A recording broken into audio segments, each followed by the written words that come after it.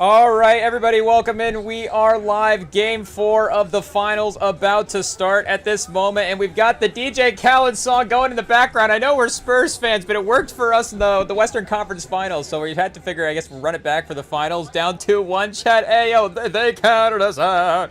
They didn't think that we would make it. Oh. Is the Ho verse about to... I think we might be one verse away from the Ho verse. Do we have to get the Lil Wayne verse first? I mean, shout out Lil Wayne. I mean, hey, yo. Iconic, and again, hey, waiting for the Hover, chat. Whoa, the New York legend himself. So, not to lean too much into the East Coast side of things, but we are rooting against him. Ayo, go Spurs. So we'll see what happens, but we're obviously a little bit hopeful, a little bit nervous. Part of me is like, are we in the finals? I guess technically you kind of have to say that we are, but the other part of me thinks that the veteran New York team that we've seen in the the end of the last couple of games and just over the course of the playoffs as well too is still the more version of them that we will get. But I mean, San Antonio as well too, if you think about what their identity has been for this postseason. I mean, in some ways obviously that formula for game 3 was it, because it's not like a crazy 3-point shot making team from the perimeter in that type of sense. I mean, we have our games where we can definitely, get hot from the perimeter pause and play well for sure, obviously. But obviously, again, in terms of us, like I'm saying, you wouldn't define us as a perimeter team. It is, and I was thinking about, again, just the identity of the team as well, too, and how both Castle and Wemby as defensive players, like, again, the team just does have a defensive identity. But I almost wonder if it does lean into more Castle's identity as a player than Wemby's. And, we obviously watch more like amateur, if we could say that, Castle basketball, because, we weren't watching the, as much as we were anticipating Wemby going to the NBA, we were not watching the French games. So, we were able to see Castle at UConn and see what his previous team before the NBA looked like, is really, what I'm trying to say, what the identity of that team was. And this Spurs team does remind me of a UConn team in a little bit of that way. Obviously, New York has the ability to play a grittier basketball game as well, too, that San Antonio does. But, again, for Castle and that UConn team, one of the reasons that, and, maybe all the UConn teams are a little like this, just being a little underrated from the shot-making aspect in general. Chad, can the scorekeepers just keep, like, the first quarter logo on the clock for the entire game? Because the Spurs would just be dominating the finals. If it just said first quarter, all 4 quarters, then, I mean, we'd be the greatest team ever, because we just keep, I mean, Vassell, just every arching 3 that we put up in the first quarter goes in. So, I mean, we'll obviously take a hot start, pause, but either way, I just say, what does it mean if they just don't change the scoreboard? Will the Spurs mentally play good the entire night? And it looks like, do we have controversy on a Wemby Towns block early, chat? I mean, I think Wemby might have got Towns. I think it is what it is. I guess you could say that, did Wemby maybe have like a jersey grab with the offhand? I guess is potentially what happened. Oh, I guess, yeah, the closed captioning, they're saying that it is, he is picking up his first foul. So, this early in the game, game 4, Spurs down 2-1. The league, chat, hey, yo, the league right away giving Wemby a foul is tough.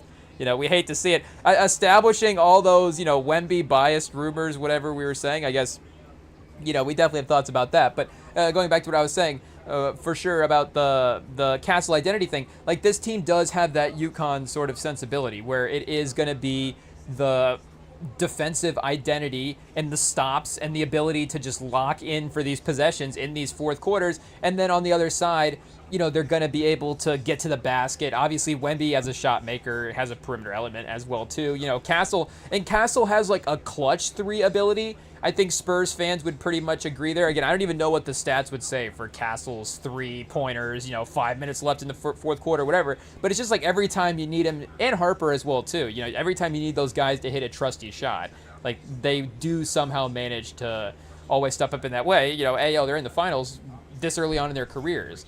But there is a little, and I guess to finish what I was saying about the UConn team as well too, especially when Castle was there, like when they were making that run, they didn't have the perimeter shot maker type guy. And, Castle wasn't getting, in some ways, that offensive respect from an NBA standpoint where, they were being feared from that offensive game planning standpoint. if that makes sense. And again, like Wemby is more offensively creative right now than Klingon was on that UConn team. So there is some similarities there with the defensive centerness. Of course, Klingon in the Division I NCAA game is, I don't know if his numbers were as good as Wemby, but he was a 2-time national champion. So, he was a great defensive center there. Modern day Pat Ewing. Hey, I guess I don't know if we're allowed to compare him to Pat Ewing, Chat. Hey, who's a Bill Walton? Hey, that might not be quite right, because Bill Walton's maybe a little bit better a passer than Klingon is, though Klingon's a pretty good creator. I did see people kind of comparing him to Al Horford. If I remember correctly, did he get some Al Horford comps around the draft? I want to say maybe that was on the Ringer draft guide at the time. But I just like the idea of a Big East, two-time, just going to the national championship every year. Just a modern-day Donovan Klingon is Pat Ewing 2.0. I guess maybe Pat Ewing 0.2. I don't know if we ever had an 0.2. But no, shout out. We like Klingon. We're pro Klingon on this pod here for sure. He's a great player for the Blazers. Going to be an important part of their lineup for a long time. But again, like this Spurs doesn't have that defined sort of shot for sure. Hey, testing 1 2 3, testing 1 2. Okay, I think we are back getting going. But again, it's not unreasonable to hold Fox to that standard as well, of him being that lead shot guy. Oh, they're really going microscopic on the foul call on Wemby. Yeah, he did.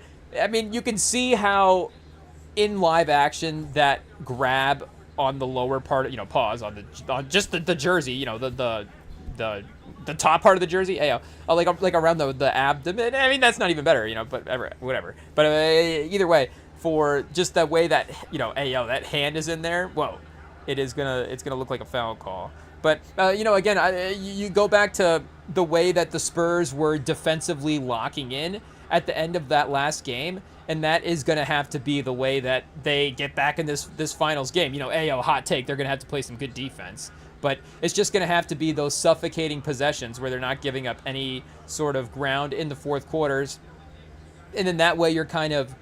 So there's a little bit of shot-making insurance on the other end as well, too. You're not having to battle Brunson every time. And there are going to be, again, it's just like if Brunson's just hitting crazy shots, then it is what it is. It's just a great performance. There's nothing you can do to stop it. Anunoby just missed a little step back. He was obviously in a little bit of that rhythm in the last game as well, too. Fox with the missed floater.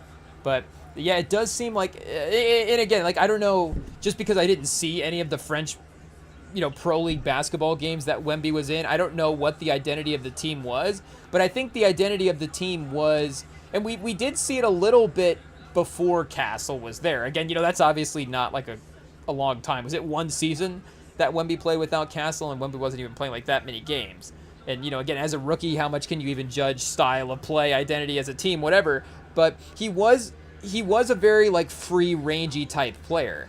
And you do see him now as well, too. Like we're saying, offensively, he is, maybe a little bit more perimeter focused than, you kind of realize initially, especially in some of these later series, as the physicality ramps up and maybe he's not able to, fully get to the basket the way he's able to get to. And like we're saying, he's obviously an impactful defensive player. But there is just something about, again, the energy, and it's maybe the ball pressure, is that the term they're looking for? There is just something about the ball pressure that, like, Castle, applies on possessions at times, and Harper as well, too. But all these guys, that seems a little bit more Castle style of play than Wemby's style of play. And maybe that's just, the physicality of it all, like Wemby as kind of a tall, lanky guy versus, Castle, a sturdy guard. I don't know if that's going to make a difference just in terms of, again, like, pressing up on an offensive player and just locking him down.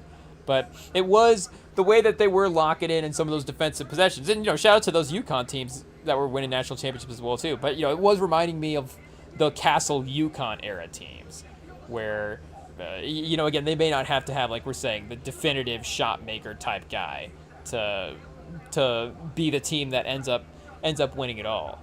And like we said, just the fact that we've been leading so much of the finals as well, too, does make us look at this game in a little bit of a different way. If we had just gotten, totally beaten down as as New York being the better team in those first two games, then, like we were saying, we'd really be losing hope.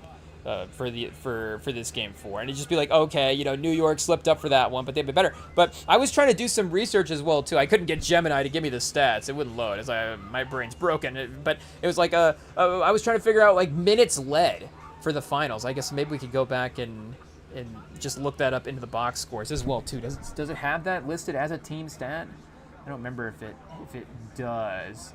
It will. Oh, percentage led. It does. Okay, so maybe we can go back and look here and see real quick, because again, it hasn't been crazy. As a matter of fact, I might say that San Antonio could potentially be leading for more of the game.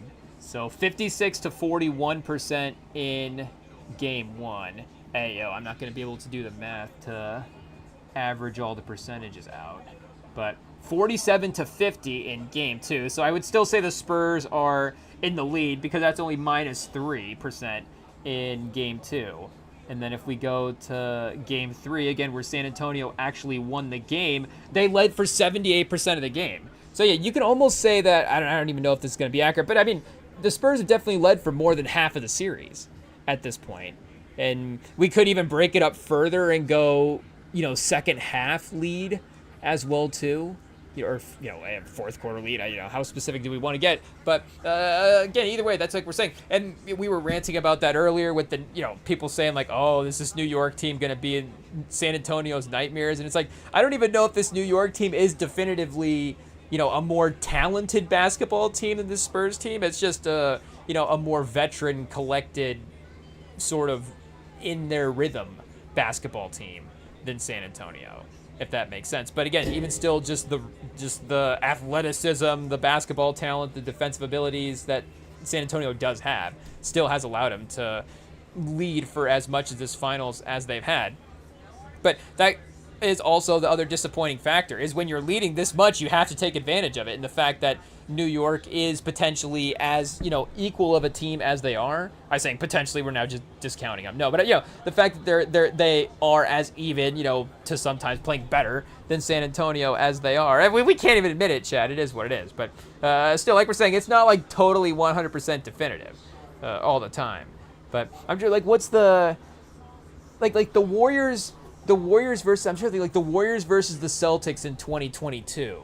Like is that kind of a similar example in a way? Am I even getting the year right? But the Steph versus Tatum finals, because that was the first run that group had, but they had a lot of playoff runs, so it's a little similar, where it's like, okay, yes, this is Brunson's first finals, but he is kind of an experienced guy in a sense. I don't know if it's pause, but he's been around in championship moments, and he's just been in a lot of playoff games, been in the league for obviously more than a half a decade at this point, but still, just the fact that I guess it would be I guess Tatum would be the Steph or Tatum would be the Brunson in this. Tatum would be the Steph. Tatum would be the Brunson in this scenario, and then Tatum would be the Wemby. So I guess Brunson wouldn't quite be matching Steph's pedigree there going into this finals.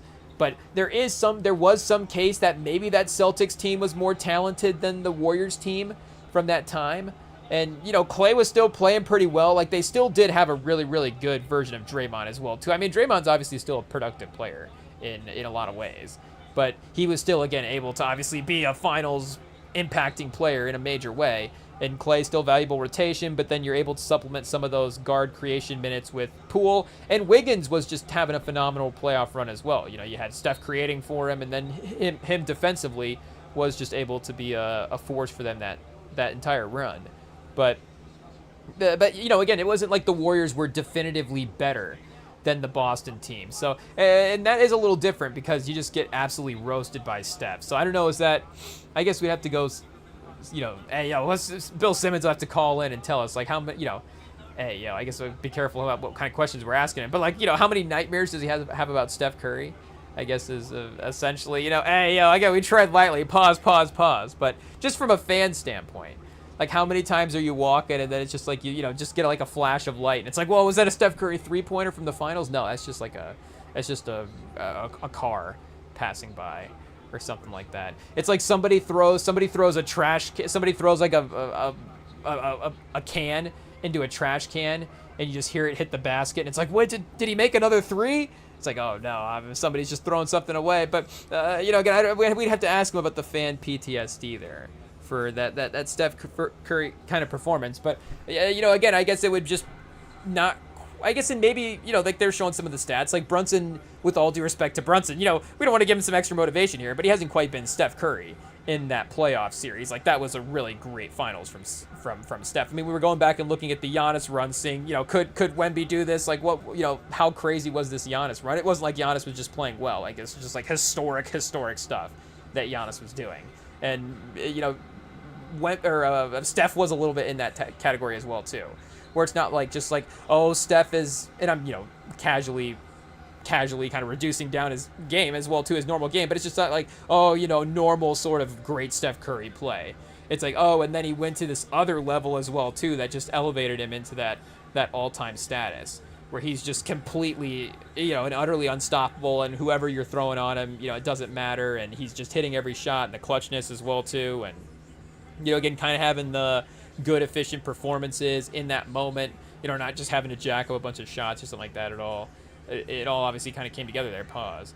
But again, I guess, I don't remember exactly where we got off on the correlation there, other than just, the experience versus the inexperience. But either way, I guess percentage of the series led. But again, even still, that one, it felt like, and maybe this is the sort of benefit of the Spurs team as well, too, is that one did seem like that series turned a little bit when Draymond, kind of got in the minds of the Celtics players, and he was still able to impact that series mentally, as well as just being, like we're saying, a great defensive player.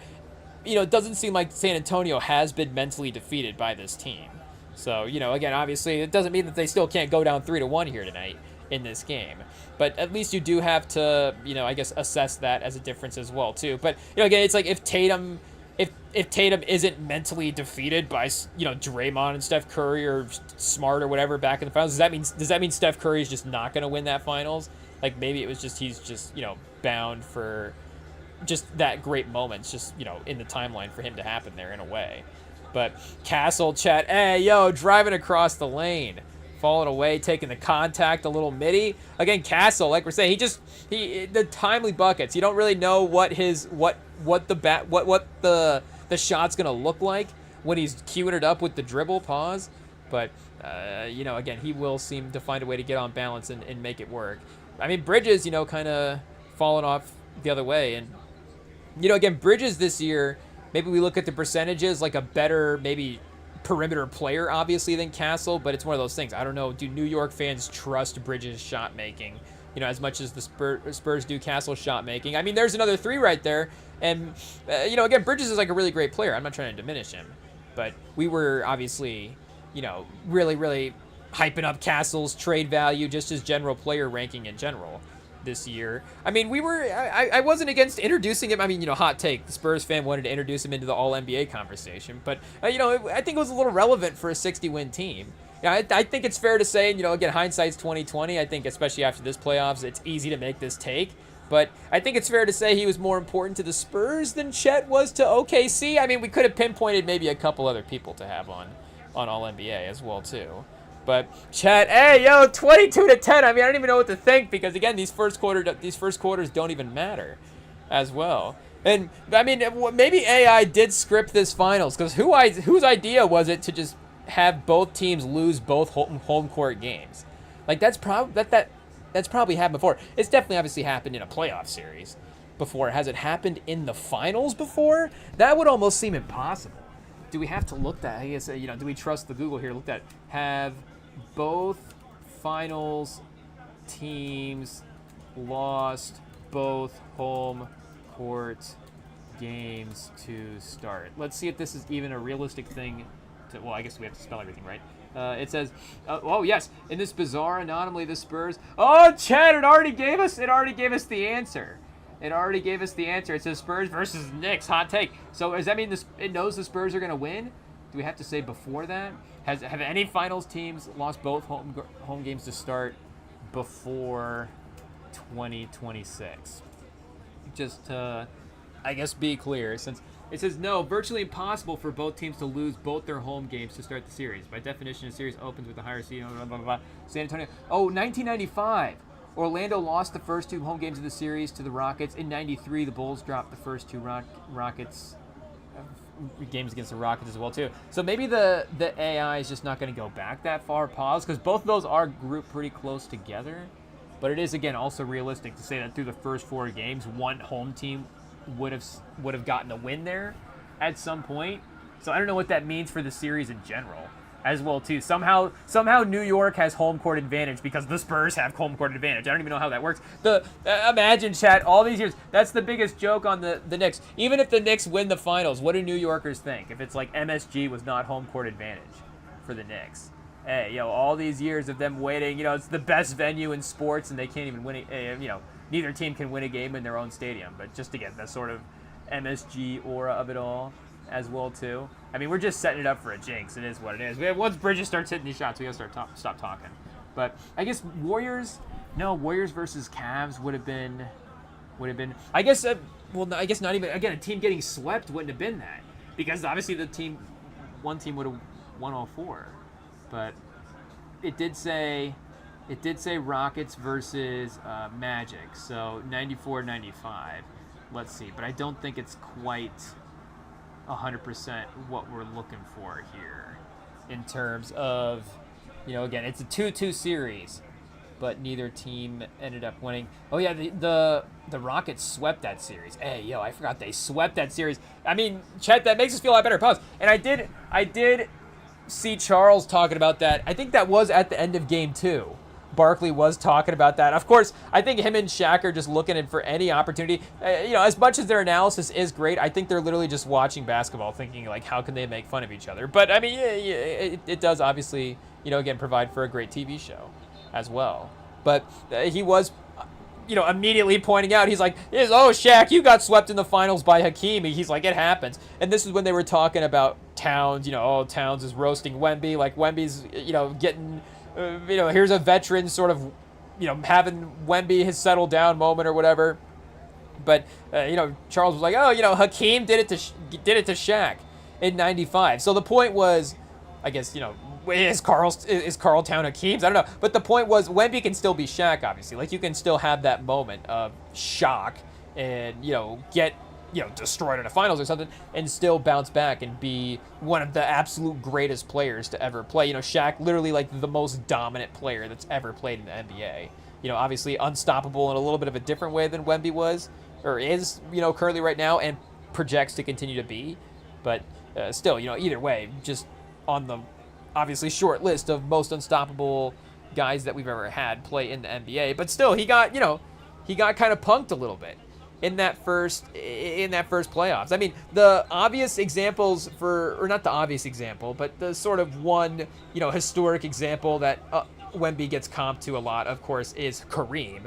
And Kareem is a good example there because Kareem, I believe, won his title in his second year in Milwaukee. So I don't know. I guess we kind of maybe looked up earlier as well what they did in his first year. I forget. But still, as a rookie, if Wemby had stumbled into the playoffs as an 8 seed in one of those early years or as a 10 seed or something, it's not like they would have made it. I mean, we don't want to underestimate him, but I doubt they would have won the Western Conference with an early version of the team. Like, this is obviously a good supporting cast for him as well too. I guess just to go back and check this Bulls-Suns series out real quick, see how that worked out. Chicago, Phoenix. So it almost did work out this way, but then Chicago won game 4 in Chicago. So Chicago won the first 2 in Phoenix. Phoenix won game 3. And then Phoenix also won game 5 in Chicago. And Chicago won game 5 in Phoenix. So really that entire series, except for that one game, the road teams are winning. Again, I guess this could be the parallel there, obviously. I guess Jordan and Barkley, I don't know if there's really, Wemby and Brunson comparisons here. Hey, I don't know if we want to start comparing Brunson to Jordan. We were already doing that with Shea. So, how many guys can we... Is Michael Jordan just the new guy that gets over-compared to? I mean, how many historical guys can we think of? Hey, we got 6 historical guys, and you're one of the archetypes is really what it is, right? It's like an archetype. It's like those quizzes you get on Instagram, like, what's your personality? It's like, what's your basketball archetype? Speaking of the Suns, like, shout out to, like, Dan Marley and Kevin Johnson and Tom Chambers, Danny, like, there's a lot of fun guys on this team, for sure, pause. Like, a lot of really, iconic role players from the 90s, from the 80s and 90s. But for, comparing all of the guys that we're seeing now play basketball, it's like, you know, we got to have 6 or 7 main comparisons. You got to be Michael, you know, and they're obviously big names, like, but you got to be Michael Jordan. You got to be, I guess LeBron is another one as well too. I feel like Durant has kind of developed his own comparison in a way. Like Durant is his own archetype. He is like, yeah, obviously the tall, lanky, skinny, you know, perimeter player who, if he was 200 and, you know, I guess if you know, 200 pounds, 150 pounds bigger, 100 pounds, maybe not, you know, 150 pounds, but, you know, 80 pounds bigger, he'd be a power forward. But since he's skinny, he's just like this. PJ Carlesmo wants to play him at shooting guard. Like that is kind of like his own archetype now, in a way. I was to say, I feel like some of the guys back then, like there was a Durant type in the 60s. Well, you know, we tried lightly, but what are we saying for like the 70s and 80s?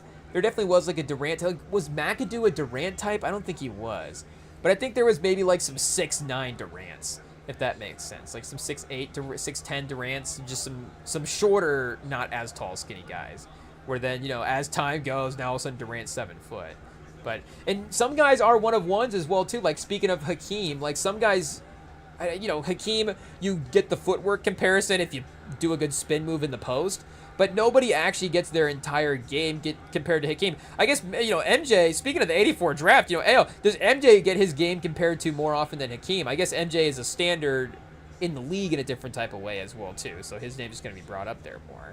But, you know, again, Hakeem seems more like an outlier type. I guess you could say, like, Embiid is in the Hakeem sort of, you know, mold in a sense. Obviously, Embiid is trained with Hakeem in some ways, if I'm not mistaken. You know, pause, AO, some ways, AO. But, you know, regardless, obviously, you could maybe put Embiid in the Shaq archetype or even just the general, just like center archetype as well, too. I guess that's just sort of old school, you know, positional pause stereotypes as well, too, as to, you know, how the you know, again, AO, how the lineup had to look, but more of a, you know, a height weight situation as well. Once we start to get, I guess, a little bit later into the league. But I guess, what are we saying, Chad? A home and away games is what we're originally talking about. So yeah, I guess, I don't know, Game 4 Chicago, if that makes us feel good or bad. Pause about this Game 4 New York situation, obviously.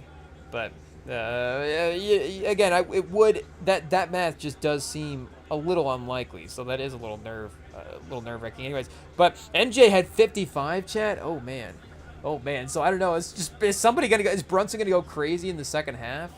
I don't know. And MJ is 55 points and 18 free throws. That's not bad. You know, is free throw merchant. I feel like that's just kind of outside the territory, where it's like you're gonna have to have a lot of points or a lot of free throws if you're gonna score a lot of points in a game. Obviously, at some point that's just gonna have to happen.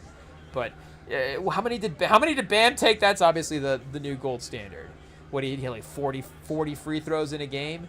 Hey, yo, so he doesn't even get to 20. You know, it seems like sometimes now a guy will get to 16, 17 just in the game.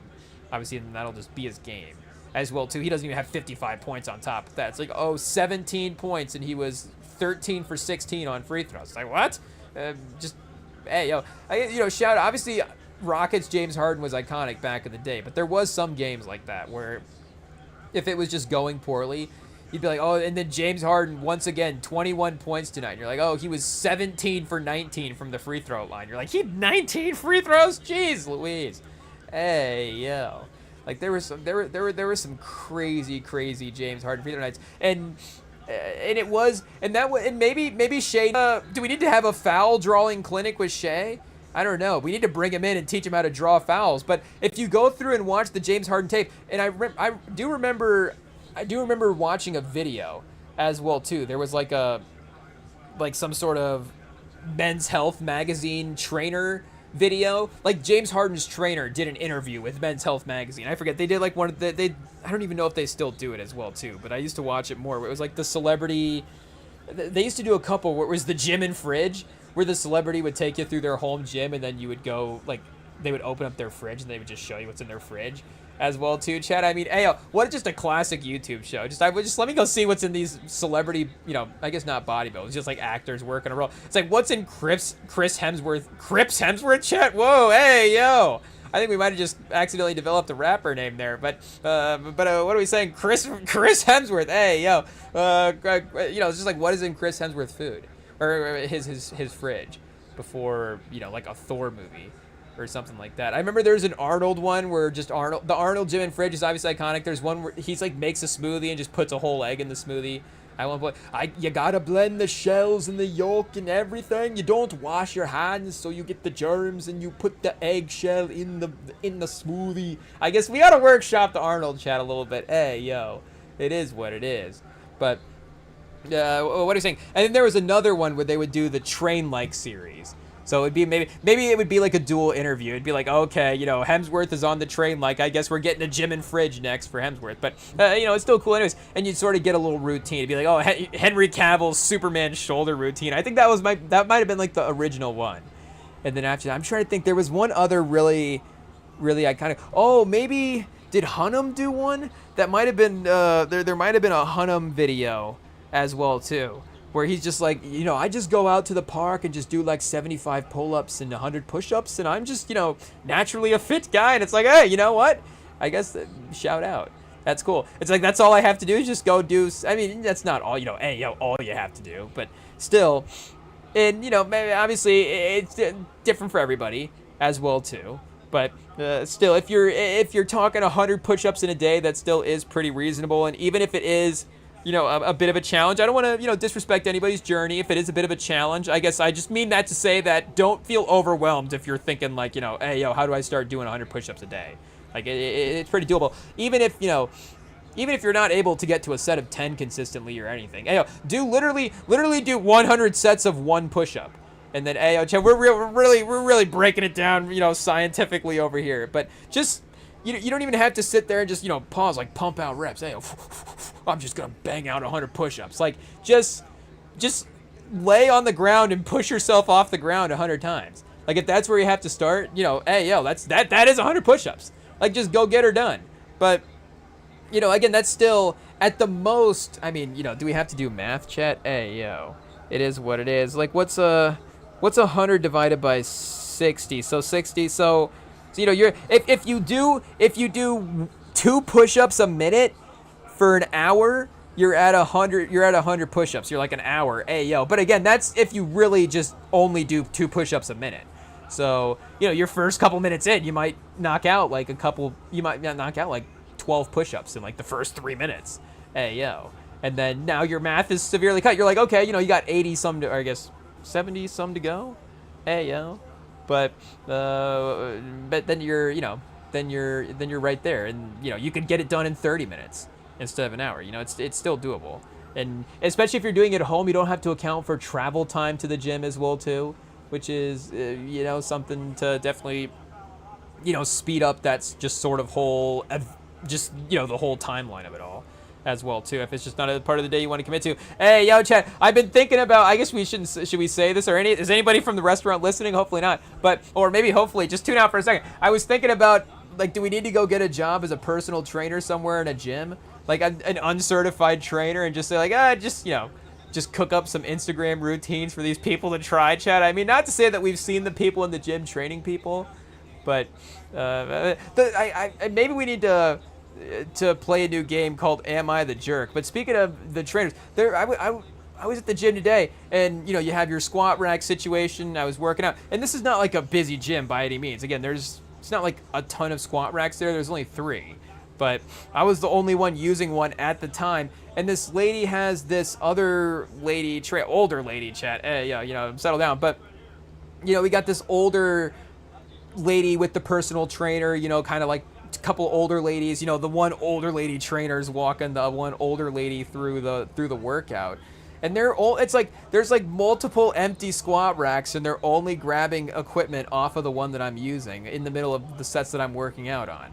And it's just like, you work here. What are we doing? Like, hey, So I'm like, and they're well, I guess now is anybody from the gym listening? Hopefully there's no gym. Shout out to all the trainers at the gym. They all do a great job. Their certifications on the wall are all legit and stuff. And that, you can definitely tell they're putting in the work by the way, the routines they're having these people do.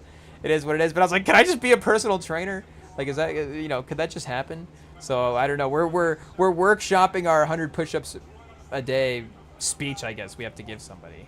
I don't know. But I guess wherever we got to doing the 100 push-ups a day rant, I guess. Hey, yo, chat, what is this? I don't know. Spike Lee. Shout out to Spike Lee, but boy, he looks bummed out right now.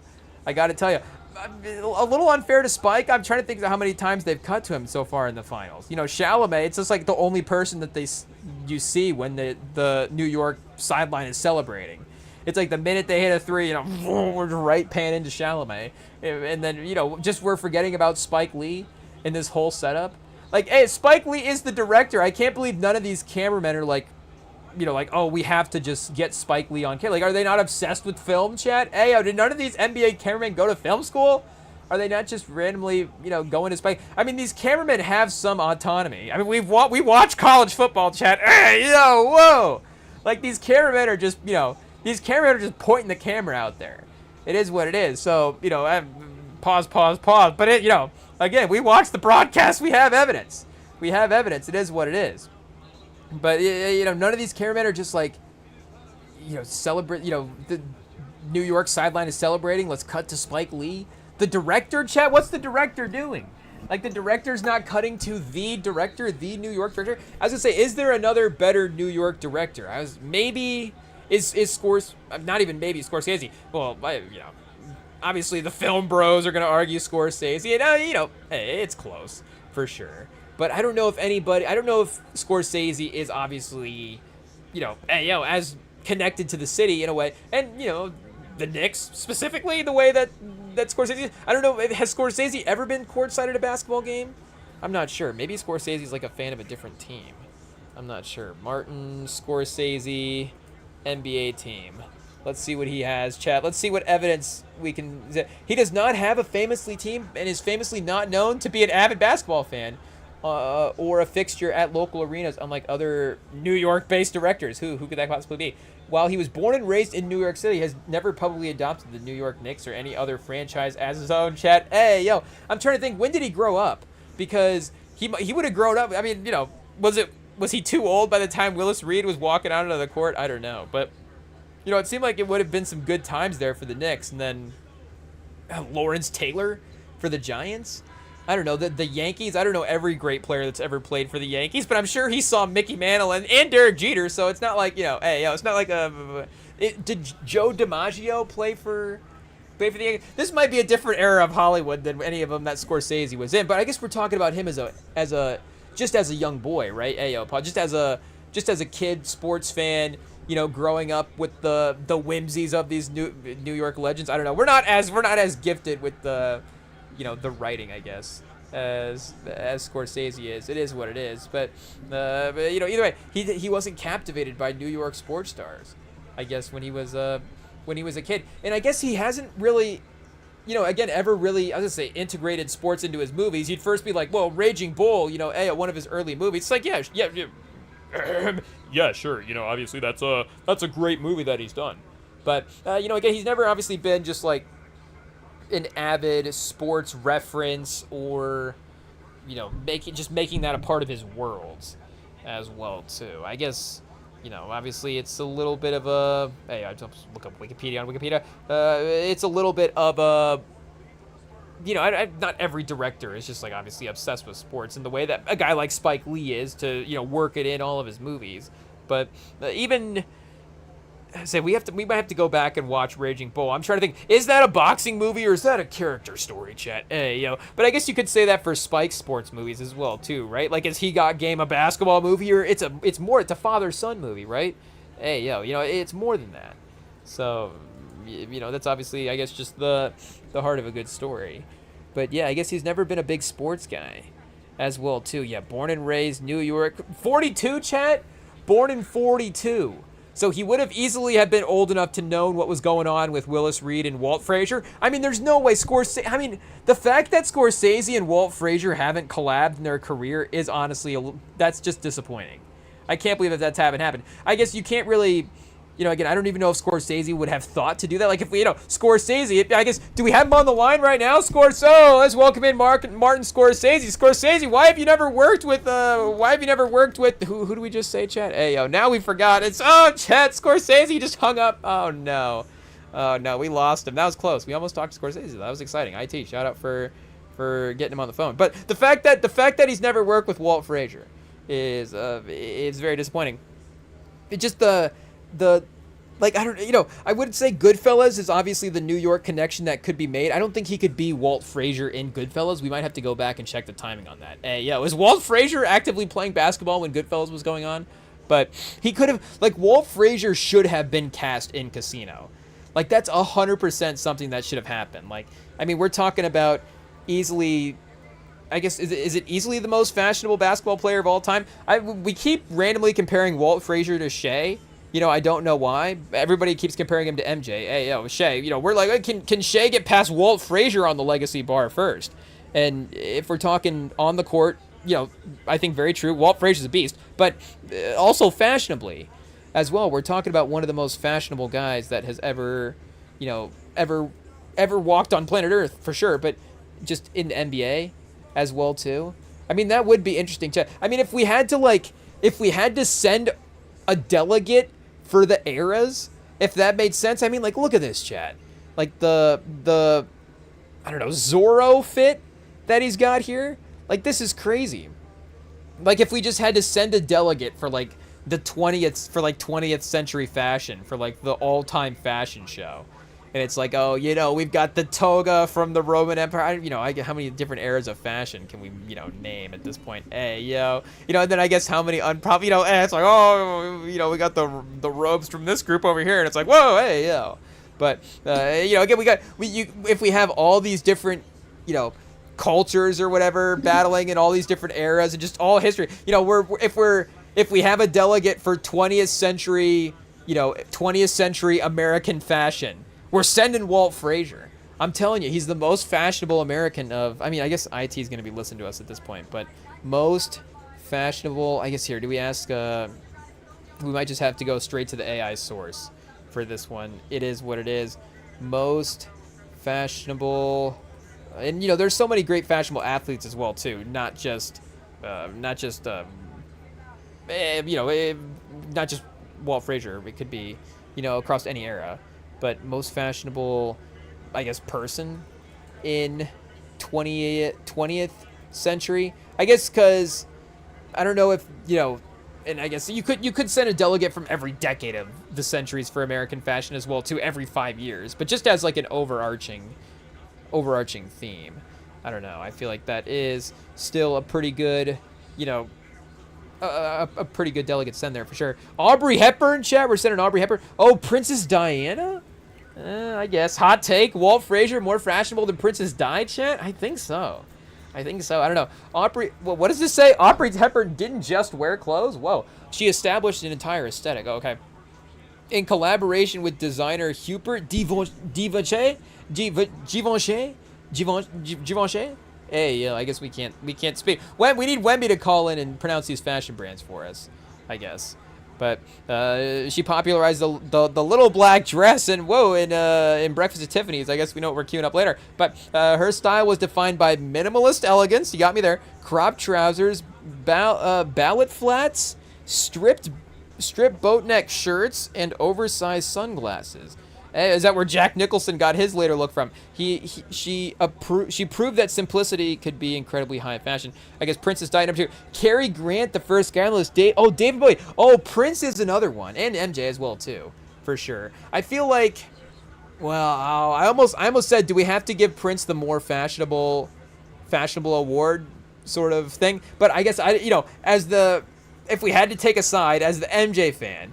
I don't know if we can give Prince any wins over MJ. I don't know, Chad. MJ was too competitive. He might not allow it. I don't think he would concede fashionability to Prince. He wouldn't necessarily be like, even if it was public, even if say they were publicly buddies and they're all joking around. And they're like, and I guess they could have been publicly maybe more friends. I guess I don't really even know to any degree the dynamic of their relationship as well too. We'll just have to AI that later as well. But what are we saying? If they had been friends in some way, competitive friends, and it's like, MJ's like, I make better music, but Prince does dress better than me, like I can give him that. And he could have maybe said something like that, just in theory. Like, he is the type of guy that could publicly maybe say something like that, but he just in general was too competitive to to just, I guess, concede anything like that to anybody. So I feel like he would want to be more fashionable than Prince as well, too. And obviously, you know, you could go outfit for outfit, and it's pretty close. But I feel like Prince's outfits were a little bit more involved than MJ's were as well. So we might have to at least consider, you know, giving him that nod there. But David Bowie as well, too, for sure. Cary Grant, I guess, is just...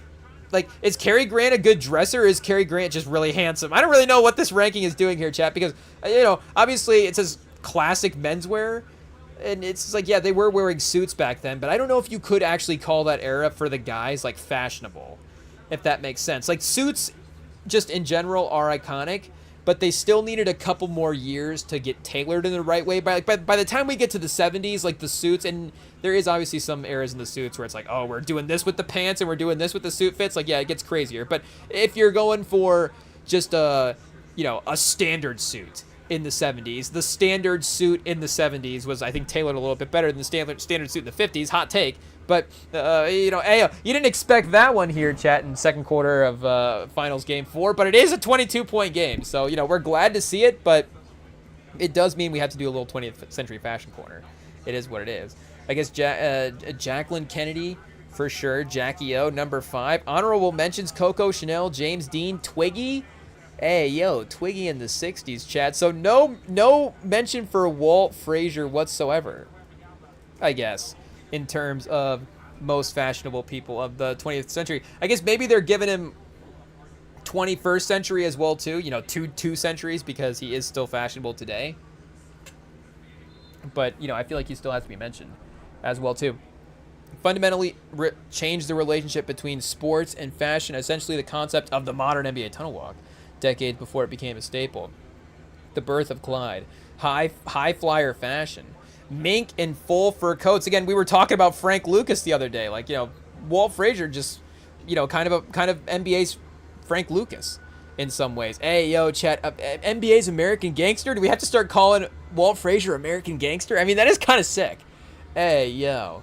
I mean, Walt Frazier. I guess Clyde is pretty cool as well, too. Walt Clyde Frazier. But there is also a Clyde Drexler, so not a nickname. Like, literally, Clyde is his name. So I don't know. It's not like, is it copyright infringement for Walt to take Clyde's name as his own nickname? But still, and Clyde does have a nickname as well. He is Clyde the Glide, and then you have Walt Clyde Frazier.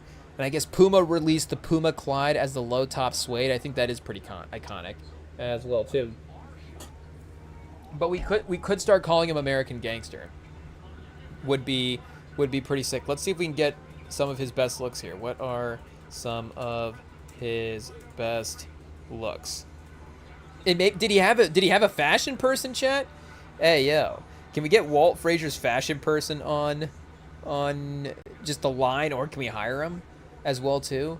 The Bonnie and Clyde debut. Do we have to, like, look all these up? I don't know. Classic 70s plaid, double-wide lapels. The all-orange ensemble. Frazier loves a monochromatic blast. One of his highest-rated arena looks featured a vibrant, bright orange suit. Studded leather boots. Whoa, with the matching studded briefcase. Hey, yo. That'd be crazy. But, I mean, you know, the ability to rock any different print here is obviously just insane. I mean, the, you know, kind of offbeat designs that he's able to pull together. I mean, there's a pattern on this shirt, chat. Hey, yo, this is like some kind of corduroy jacket. I mean, the layers that are getting unveiled here. I just thought this was, you know, this started off as a simple, crazy yellow suit, and now all of a sudden it's even, you know, more textured and materialized than we even thought. Looking at it. I mean, chat, again, no disrespect to this sort of, you know, vibrant aesthetic that he's created for himself later in his career, but if he stuck to this look, like, that would be insane. Like, if he was pulling up into the arena games with the hats and the big coats and stuff, and the you know, the wide bottom pants in a way as well, too. I don't know. Oh, hey, what are we doing here? I don't even know what Google technology we just unlocked there. Oh, here we go. He's kind of dipping back into it. Pause for this GQ style. Hey, yo. Look at that. Again, he's kind of lost the coats, and he is leaning into the modern prints, but I feel like with fashion now, we need to start getting him back into some of the 70s stuff, chat. I mean, there's the coat again. Hey, did he act? Have we looked this up before? Oh, chat. Hey, yo. I mean, again, Scorsese, what were we doing? What a, you know, I don't want to talk about it in hindsight like that. Like, it's, you know, like Walt Frazier, again, just doesn't have one of the great lives and careers that we've ever seen. But it just seems like Hollywood missed out there, not casting him in anything, potentially. Just, again, with fashionable, good-looking guy, chat. I mean, again, totally personable. I feel like he did star in some stuff. He had to have. There has to be some couple of films that he was in. Frazier lives in Harlem with his longtime girlfriend Patricia James. Just dropping that in, chat, in the Wikipedia.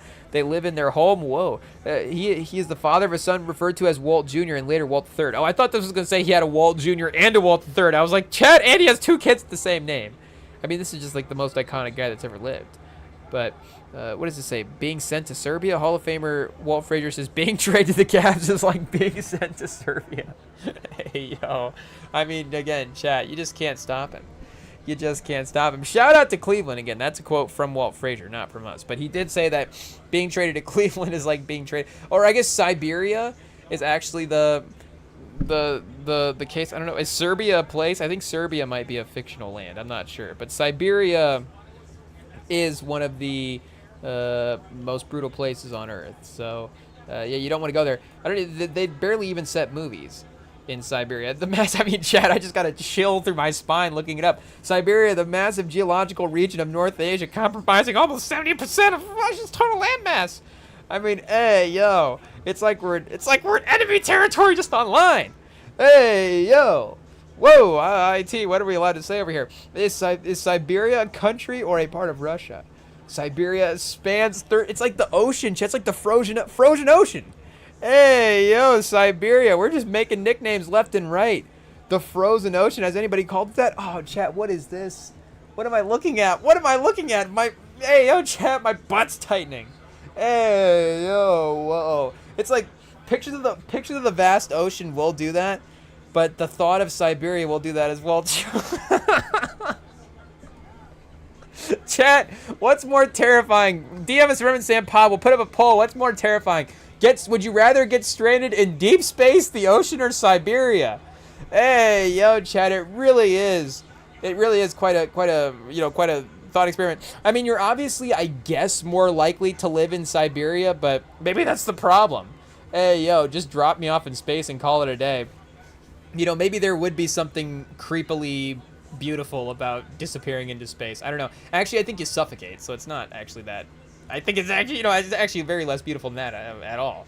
But I guess in the peaceful movie way of maybe we slip into the abyss or something. I don't know. Like, we just kind of drift off. Again, if it's a much slower something more. Oh well, I guess I don't know what we can really compare it to here.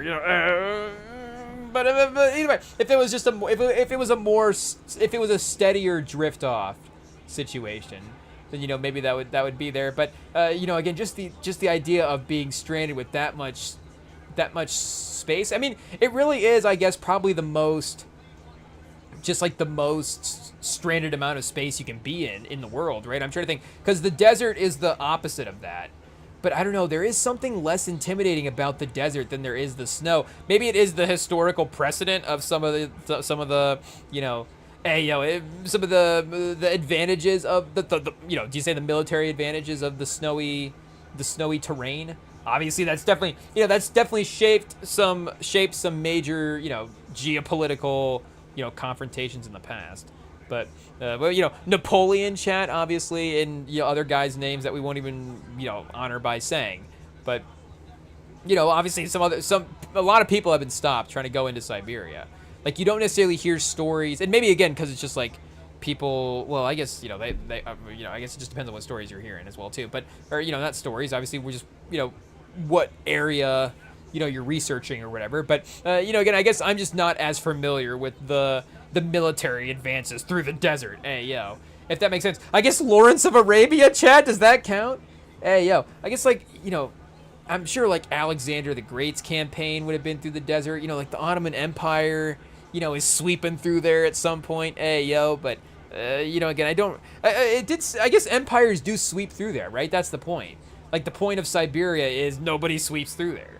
Hey, yo, so I guess I don't know if we're getting too political or not, but either way, again, the 3 scariest places to get stuck, chat. Pause. ocean, the space in Siberia. I feel like that really is there. The ocean might be though space is pretty scary. Again, even if it was a slow drift off, like the idea of slowly drifting away from planet Earth and just be like, whoa, I've got infinite amounts of space around me. Like that is like, I guess I've never been skydiving, so I'm trying to think about like how that would compare to like a video I've seen of like a guy skydiving. Or I have been like really in on, pause on like a adrenaline talk. Hey, yo, I just realized that we still have the DJ Khaled song going in the background. I just for a second heard they counted us out. They didn't think that we would make it. I guess that's us when they drop us in Siberia. They didn't think that we would make it at all. But what are you saying? I've been really on like adrenaline reels lately, if that makes sense. So it'll be like guys like doing like crazy parkour stunts or something like that, where it's like, oh, I climbed the highest tower in North Dakota with no equipment, and it's just like some guy like walking on the the tallest beam on top. I don't even know if it's AI generated, but it's just like, your palms get sweaty just from watching it. Or videos of old construction workers doing like skyscraper beam inspections. And it's like, okay, some guy's just like, let me just walk out there real quick and make sure this is straight. And he just like waddles along, and it's like, okay, he just makes a full lap, and somehow those guys, well, I guess you can't say they never fall off, but somehow in the videos that we get, they never fall off. It's just like, grandpa built different back in the day. They don't make men like this. It's just some guy eating a peanut butter and jelly while he's, blindfold walking around a skyscraper beam. And it's just like you pan the camera and he's like 110 stories up. And you're like, what? This was only 30 years ago. I guess, obviously, crazy stuff. But again, I was going to say, adrenaline reels is something that I've been getting. I'm trying to think. The parkour is one. The construction is another.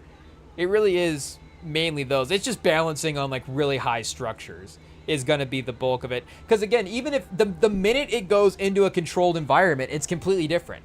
Because I was going to say the other version of that I've gotten is people like do like they'll like hang off of like a hot air balloon, and then they'll like sing song lyrics and then like drop off the hot air balloon on the beat. So I'm sure like the most recent one I watched was some guy.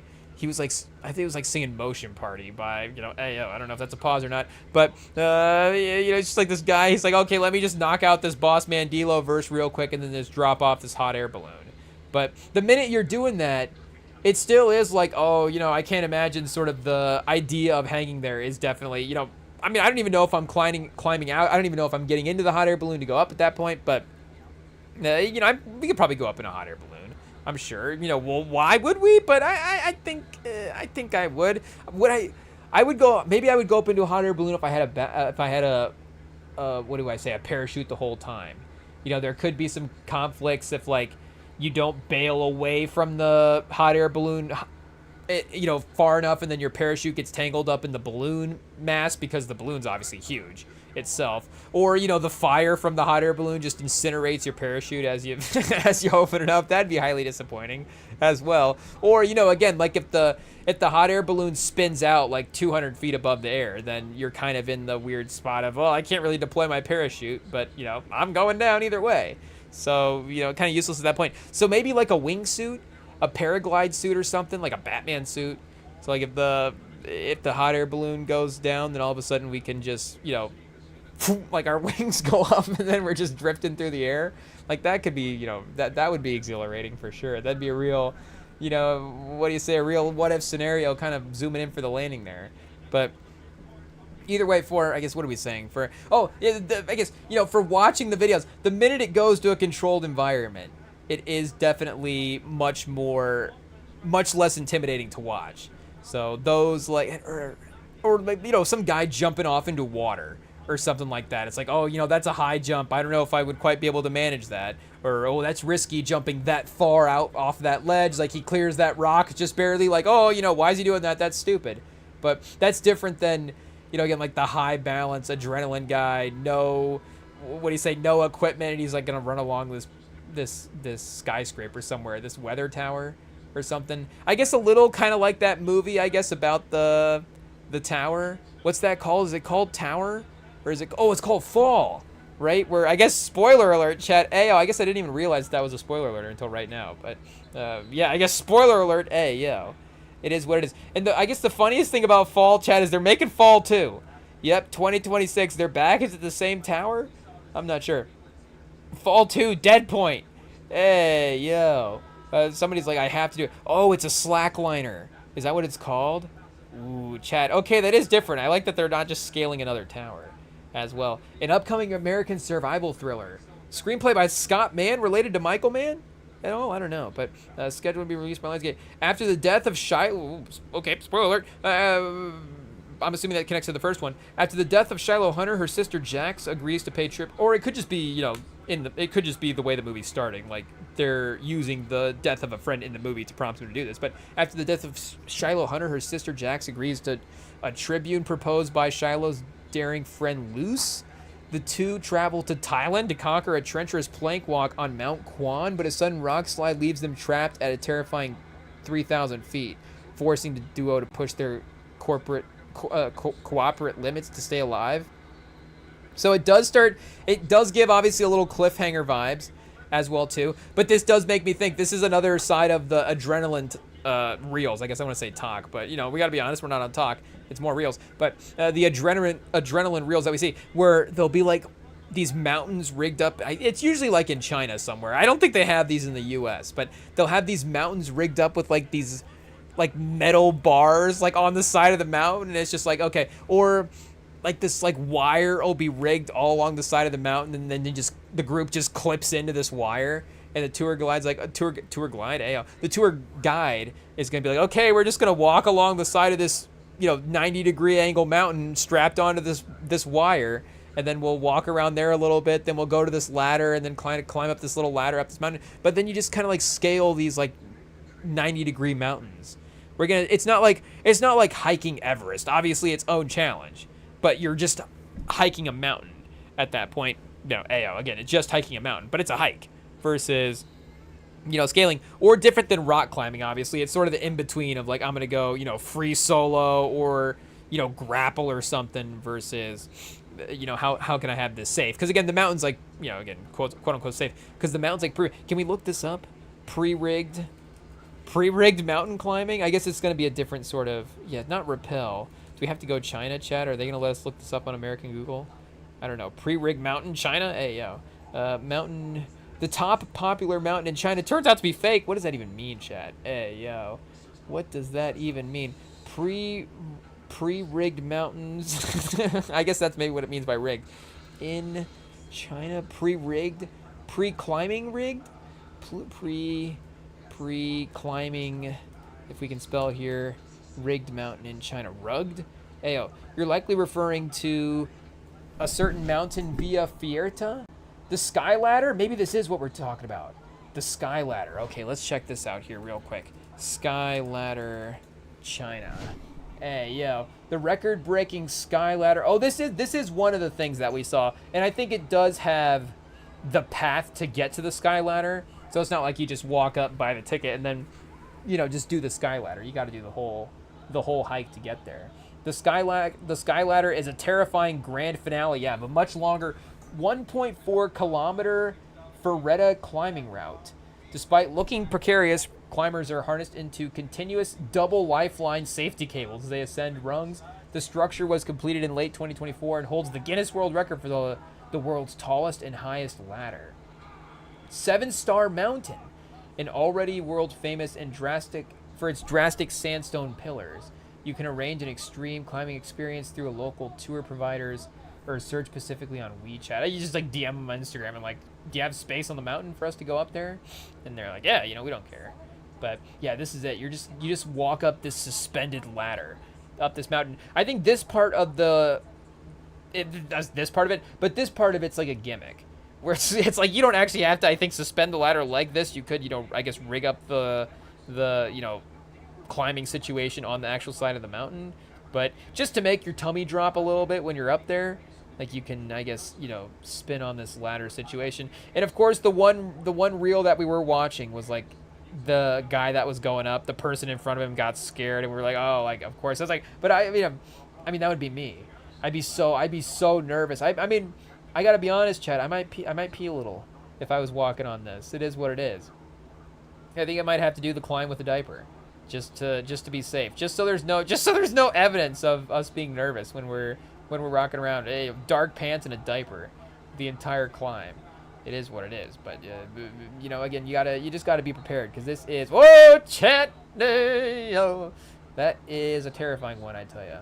It is what it is. I guess I don't know what this has to do. This is the fall 2, chat. The fall 2 is this New York game right here. The Spurs have even pushed it to 62 to 38 at this point. This is incredible.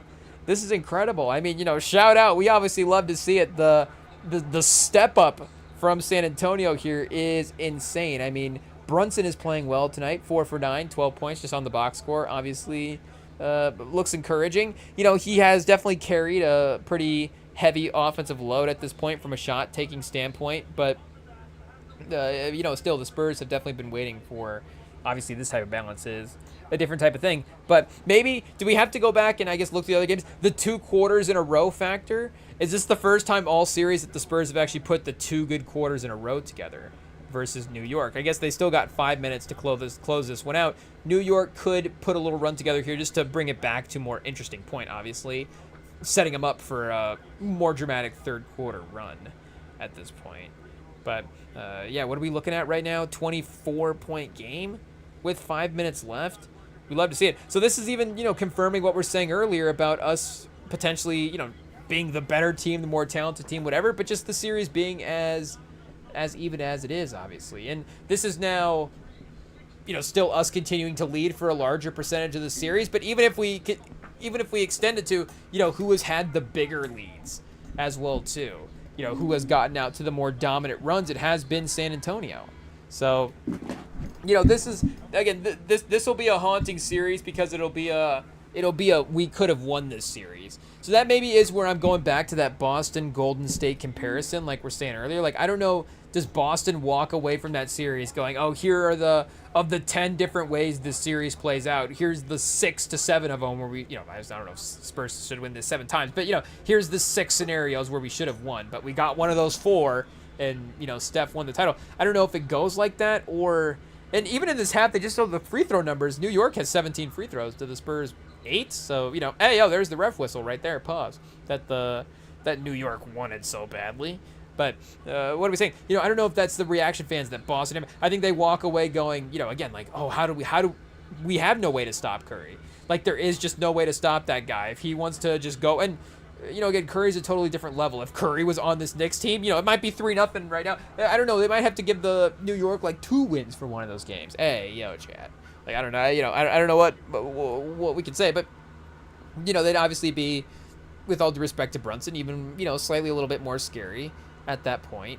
But again, like, the reaction leaving that series is different than this one, where it's not the inevitability of the team we're facing. Like, I guess speaking of the Warriors, maybe a little like Warriors Raptors, but again, even that, the Warriors were injured. You don't look at that, you look at that and go, if our team was healthy, but it explicitly was not. So it's like, how do you avoid those injuries in a way? The toll of the previous finals runs, Clay kind of having some fluke compounding things, Durant, maybe you manage the Durant thing a little bit differently, but then it probably just ends up for him not playing, and then obviously, maybe he could have saved himself the season leading into that, which would have been, super important for him. I'm not underestimating that at all. But, still, I don't know if for that finals directly, if with him with that calf scenario at that point, if he's just kind of looking back already compromised at that point. Well, obviously he is, but just, if he's not playing again either way after that, even if he is not, fully tearing his Achilles later on. But, again, this one definitely has that we should have, or like Miami versus Denver. Like, Miami fans don't look back at that and go, we should have, I can't believe Denver won that series. Like, what should have happened? Like, Denver was easily the better team, and it really wasn't even like that. I guess it was close in some of the games, of course, and Butler had his good performances and all that, but still, it wasn't necessarily, again, the recipe explicitly there for Miami to walk away with that series. I'm trying to even think, I guess the last one would have been, 2016? Golden State versus Cleveland, where Golden State is obviously looking at that one thinking, man, how did we blow that series? But again, you still have some of the greatest finals performances on the other side of LeBron and Kyrie. it's like, if we're ever going to lose a series like that, how do you lose it? Well, arguably it involves the greatest player of all time. You think, oh, well, if a guy ever does that in the finals, he's probably the greatest player of all time. It's like, yeah, actually he is. It was LeBron James. And then, also Kyrie Irving was, scoring 40 in a couple of those games as well, too. So you had that type of help. It's going to be definitely a lot more feasible. But this idea of, again, the way we've led through the first couple of games, I guess in Indiana, maybe a little last year, I guess. But again, you obviously have the Halliburton injury. I don't know if we have to look back through this. Is there a recipe where they could have won an earlier game? I don't think so. I think they won to force it. That's what because they were showing that stat. They were showing that stat during the Spurs series for OKC because Indiana won to force a Game 7. So it's not like Indiana could have closed out the series before Game 7, if that makes sense. Obviously the Thunder were leading the whole time. So there's still the what if scenario there of what if Halliburton doesn't get hurt. A major what if for sure. I mean, do we look back? Is it one of the biggest what ifs? And it could be up there for biggest what if of the decade. For sure. I mean, if we're just going 2020s, we'd have to go back and I guess the Luka trade. What if? But I guess we don't even really know what that means at this point. We know that means probably Cooper Flagg's on a different team, but again, it's still kind of so early on from the ripple effects of that. We don't even know what the full, and it'll I guess always be ripple affecting to some degree, but we don't even know what the major instant ramifications of that are in some way. And I guess. Is there a world where there aren't any? That'd be weird, obviously. It's just like, do the Lakers never win a title? Do the Mavs never win a title? But again, there's still just going to be those narratives and storyline that forms and the careers and stuff that they get out of the players and the what-if stuff. So, there's going to be, again, hot take, some ripple effects in a league-changing way. But the Halliburton injury is definitely up there as well, too. That could have shifted the finals. How does that shift how we're thinking about OKC this year? How does that shift how aggressive they are this year? Do they get Giannis this own year? As well too, if they feel like they need to level up to win the title and they're not defending a title and they're like, oh, we're not the champions now, maybe they look at the Spurs series in a little bit of a different way and say that we have to level up there instead of just quote unquote kind of blindly trusting the roster they have. And again, they also had hit with injuries. They got hit with injuries as well too in the playoffs that were definitely impactful there. But yeah, again, I guess point being, the early part of this Spurs series for sure is definitely one of the biggest this team should have been winning. I guess maybe even going back to Dallas versus Brooklyn. I guess everybody's been making again like the Suns versus Bucks comparison, where it's Giannis ripped off 4 in a row versus Phoenix. Could Wemby have a similar performance versus New York? But again, I don't think that there's like a major. Was there a major what if in those first 2 Bucks games? It was like, oh, the Bucks had double-digit leads in both of those games. We'd have to go back and kind of check the narratives of those first 2.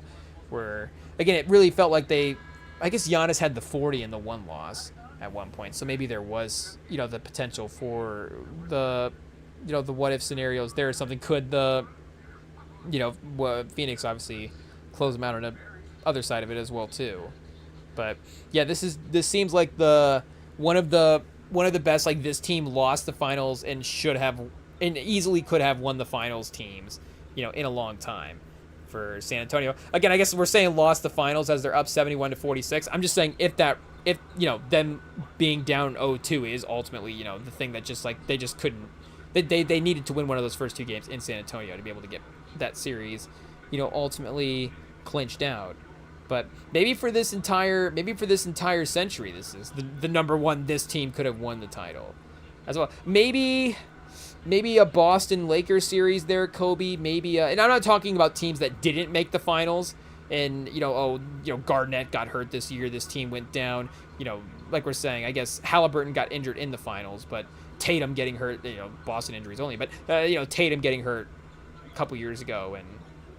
Boston could have lost that series, probably going to lose that series anyways, but of course them, the what if there is not really what we're looking at in this scenario.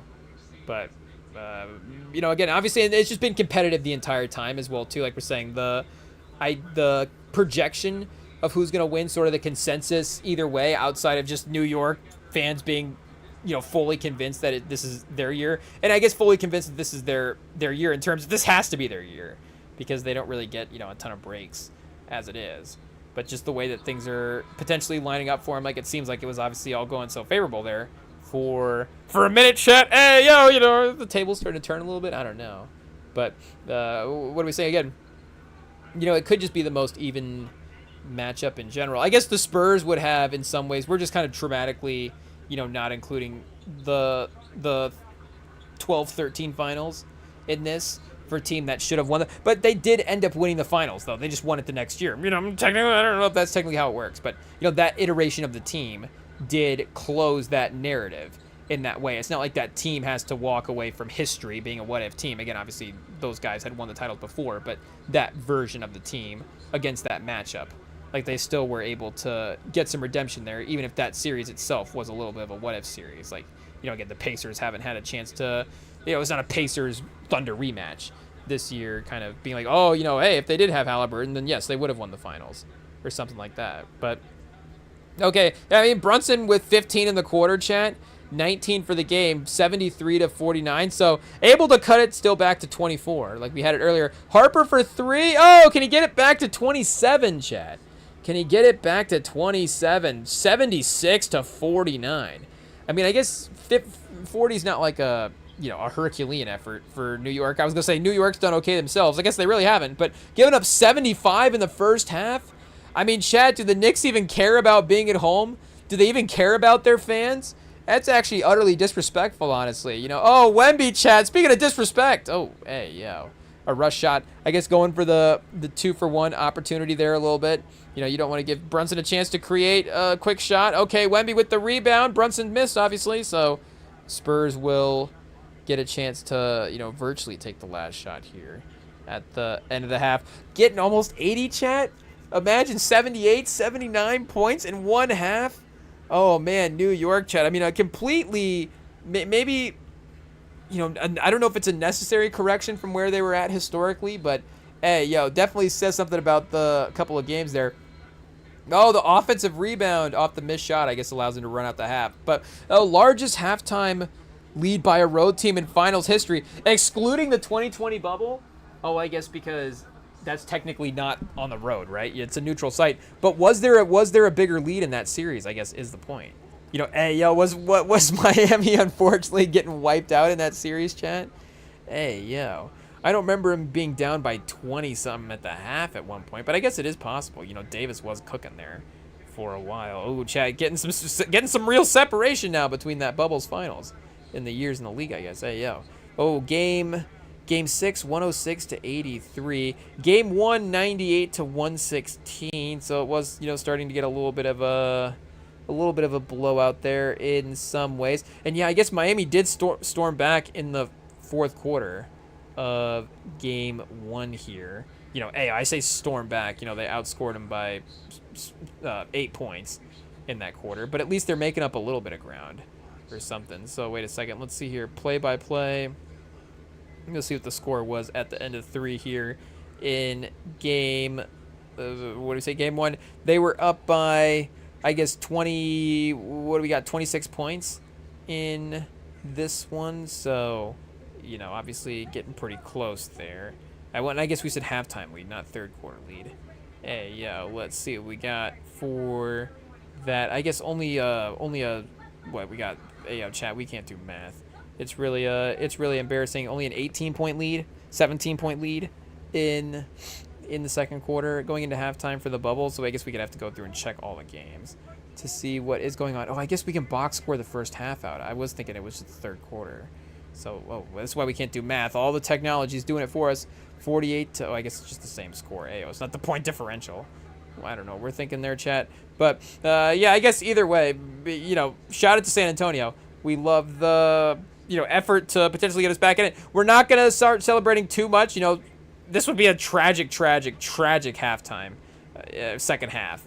If the Spurs lost this would arguably be the worst second half in franchise history if the Spurs lost this. I got to be honest. Again, I'm putting that in the moment that we talked about earlier that we don't really talk about. We won't say too many details, so I'm sorry if you just don't know NBA Finals history that well or Spurs history. But there is just a scarring moment there in, that certain year in that Miami Spurs series that we just unfortunately can't reference too much. I barely even remember all the trauma. Is just, suppressing it. But for what I guess I don't even remember what we were saying about that moment. But originally, like we said, it's all a blur, chat. It's all a blur. Oh, I was gonna say that includes the half with that moment in it. I think this half would be worse than that half if we potentially lost this. Because, again, if we win this, we're back in the finals with home court advantage again. So we're tied a best-of-3 series and 2 games are in San Antonio. Like, that's not unfavorable for us. And maybe we're a little more even on the experience front as well, too. So, in some ways, it is... Obviously, the other one was more directly closer to winning the finals than we are now, AO. Again, we're not even winning we haven't even technically won the game at this point. We still have to close at the second half.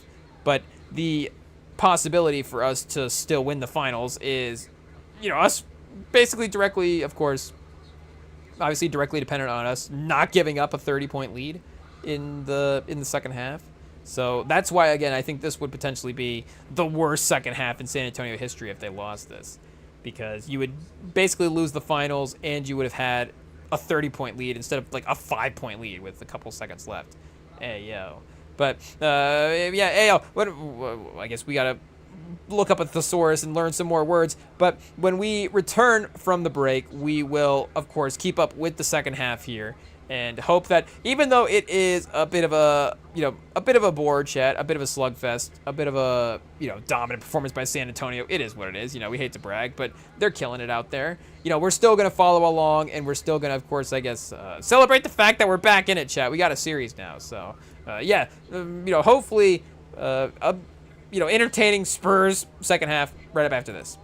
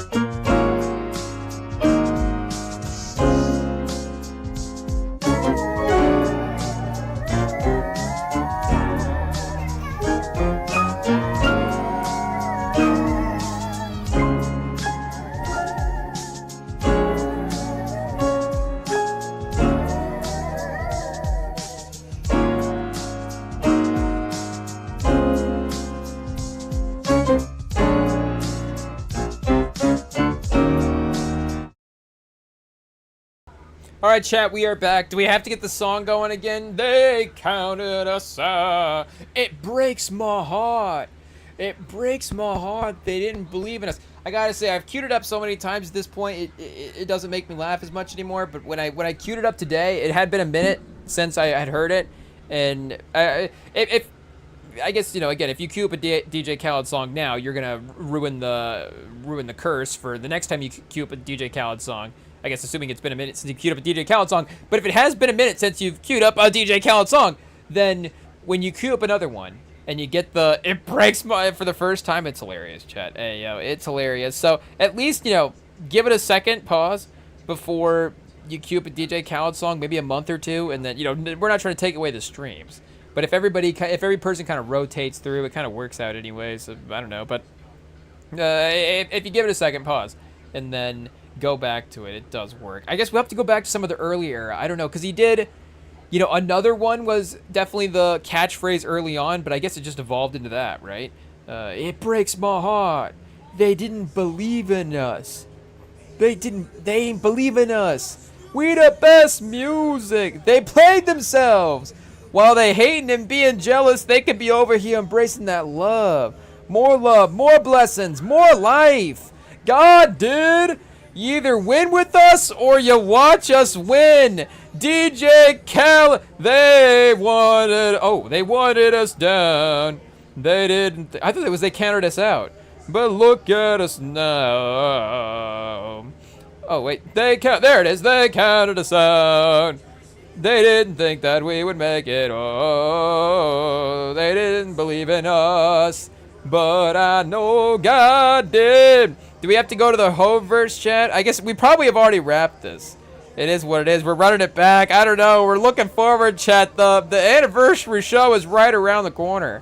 Hey, we're not even going. We saved our finals tickets money to go to the Reasonable Doubt show. No, I thought we were gonna get tickets. I don't know. We tell our ticket buying story again. I thought we were in the line. I thought when we got into the ticket queue, we were like the first 200 in. But then we were like the first 200 into the waiting room at that point. So when it got into the waiting room, then we were like 600,000 people behind. So pause. Hey, yo. So I don't know how many people Yankee Stadium holds. I don't know if it's 600K. So we unfortunately, by the time we got there, it sold out. I did manage to have the queue kind of stay around when we were at work and stuff, just to, you know, be there. Hey, yo. But yeah, unfortunately we weren't able to to make that happen. So, you know, again, the finals is back. Jay-Z is back. Like, you know, it's a good time for New York. Hopefully the Jay-Z album is better than this Game 4 for the finals. Hey, yo. It is what it is. But let's see if we can find the start of it here. Light up the 03. We do. Oh, wait a second. I think I might have passed it. Oh, yeah, here we go. Lord forgive him for what the stove did. Nobody touched a Billy until Hove did. How many billionaires come from Hove's crib? I count 3, me, yay, and re. Bronzer Rock Boy, so 4. That's technically 4 technically. I'll up the dope game with my record clean. Turned the cocaine into champagne. Learned I cleaned up La Madrina with the same soap. Me and Loro talk about how we slang dope. Now with weed in stores, can you believe this time? I guess we should be rapping Wu-Tang because they had Wu-Tang out for halftime. But it's DJ Khaled right now, chat, because we're Spurs fans. I guess because the song fits the Spurs fan theme. Hey, I guess, you know, Wu-Tang, shout out. I guess I need to listen to more Wu-Tang, chat. It is what it is. You know, hot take, Wu-Tang, I mean, Wu-Tang makes great music. Hey, yo, but there is sometimes some of the beat boom bop stuff from New York. I mean, this is maybe why the West Coast was definitely, I think, in the 90s, you know, thinking maybe a little more commercially first than the East Coast. Though the East Coast guys are going to be like, oh, you know, we were thinking of it first, and then the South guys are going to be like, no, we were thinking of it first. But you know, hey, yo, it is what it is. But if you're just, you know, thinking kind of generic West Coast stuff, Snoop and Pac and things like that, you know, Pac obviously from New York originally, but still West Coast sound, West Coast, you know, going out there eventually, it did seem like they were a little more commercially focused in some ways, and some of those legendary guys are just a little bit more, you know, commercially streamable now as well too. Like if you're going West Coast, major West Coast guys versus major East Coast guys, and again, you can get to a certain level, it's like, you know, Jay-Z and Big, like versus, you know, Snoop and Pac or something like that. Like that's, you know, pretty even. But Wu-Tang is up there, and maybe like, I don't know, maybe we're just putting Wu-Tang in the wrong tier. Maybe Wu-Tang would be like the Ice Cube sort of comp in a way, where it's like the legendary guy, everybody recognizes the status, has the hits that still make it today, the recognizable songs, the recognizable beats, like the recognizable just character as well too, you know, characters for Wu-Tang. But I don't know if the individual catalog gets streamed as much. You know, hey, I'm not trying to disrespect the Wu-Tang catalog. I'm just like, let's be honest here, chat. Like, are we going through every Wu-Tang song and knowing the cuts? Like, there is the Wu-Tang fans out there, for sure. And, you know, obviously the fans of the Wu-Tang guys as well. If you start getting into the actual, you know, solo catalogs. Not like that's a, whoa, like, what are you doing over there? Obviously, we're talking about some of the great solo catalogs as well, too. But, and I guess 36 Chambers is not like that expansive of a project. It's not like, you know, you can't know every song on here as well, too. And I mean, yeah, chat. Hey, yo, this album is, you know, hot take. This album's pretty good. Hey, yo, Bring the Ruckus. You know, Shame. We got Clan in the front. Wu-Tang 7th Chamber. Can It All Be So Simple? Intermission. The Mystery of Cheeseboxing. Wu-Tang Clan. Ain't Nothing to F With. You know, of course, Cash Rules Everything Around Me. Method Man, Protect Your Neck. Tears. I mean, you know, hey, yo, chat, obviously banger after banger for that first album. So maybe I take it back a little bit, obviously. You know, we're talking about one of the 15, 20 greatest. You know, I'm being a little broad there, but one of the 15, 20 greatest albums, you know, in hip-hop history. But, you know, again, I don't know if it is, like, if we're ranking, you know, streamability, not streamability, but just how things have progressed into the modern era. You know, this album versus, like, I guess 1999 is definitely dropped a little, almost a decade after this, but this versus like All Eyes on Me, you know, a couple years later, like some of those, you know, again, maybe do live, or I guess The Chronic was dropped in, was The Chronic also 93 or was The Chronic 92? I guess either way, you know, would have been early 90s as well. And like we're saying Doggy Style as well too, like how Chronic was December 92 and then Doggy Style was 89 or 92 or 91, let me see here, 93 for Doggy Style, November 93. So wait, let me go back to 36 Chambers here real quick. 36 Chambers was also 93. It was November 93. So if you go 36 Chambers versus Doggy Style, I guess that's a great versus, chat. Hey, yo, that is a crazy versus. And again, at the end of the day, there really is no wrong answer. Like, you're just kind of debating preference and what it is kind of one of those that maybe it kind of sets a little bit of a precedent for what you're valuing if you are, gearing a ranking toward a specific way. But I just think and shout out to Dr. Dre as well too. But I just think that some of the West Coast production like that is a little bit more, auxable in 2026 than, some Wu-Tang stuff. But the next album gets definitely, gets a little bit bigger for Wu-Tang, if that makes sense. Like, the production just gets a little bit more bigger for the next album, Wu-Tang Forever. But I just don't necessarily go back to that album as much. There are some hits for sure that we play, and it is obviously a much more expansive album as well too. 27 songs, almost 2 hours. But yeah, I would say that, again, like Snoop, probably more popular or more streamable, and Snoop obviously is still making music as well too as an artist. So he has his songs that are just newer and can get played, and he'll have features where he pops up and stuff like that. So he's around in a different way as well. I guess. Who am I thinking of, chat? Who's Tony Stark? Who's Iron Man? Oh, Ghostface. Ghostface, go. Ghostface is still, had his feature runs and stuff as well too. I am surprised though that they haven't maybe as feature guys maybe carried over in as much. I guess some of them have gone like Method Man is an actor as well, so his focus is elsewhere. But yeah, I'm surprised that they haven't popped up as much maybe as maybe they could have. But Ayo, I guess you love to see him doing halftime. All the New York legends doing halftime, chat. Cardi B in Game 3, and then Wu-Tang in Game 4. I guess reverse timeline for the era of hip hop. They've got to make sure that they're getting chat, and I can already see the New York fans getting mad about this one.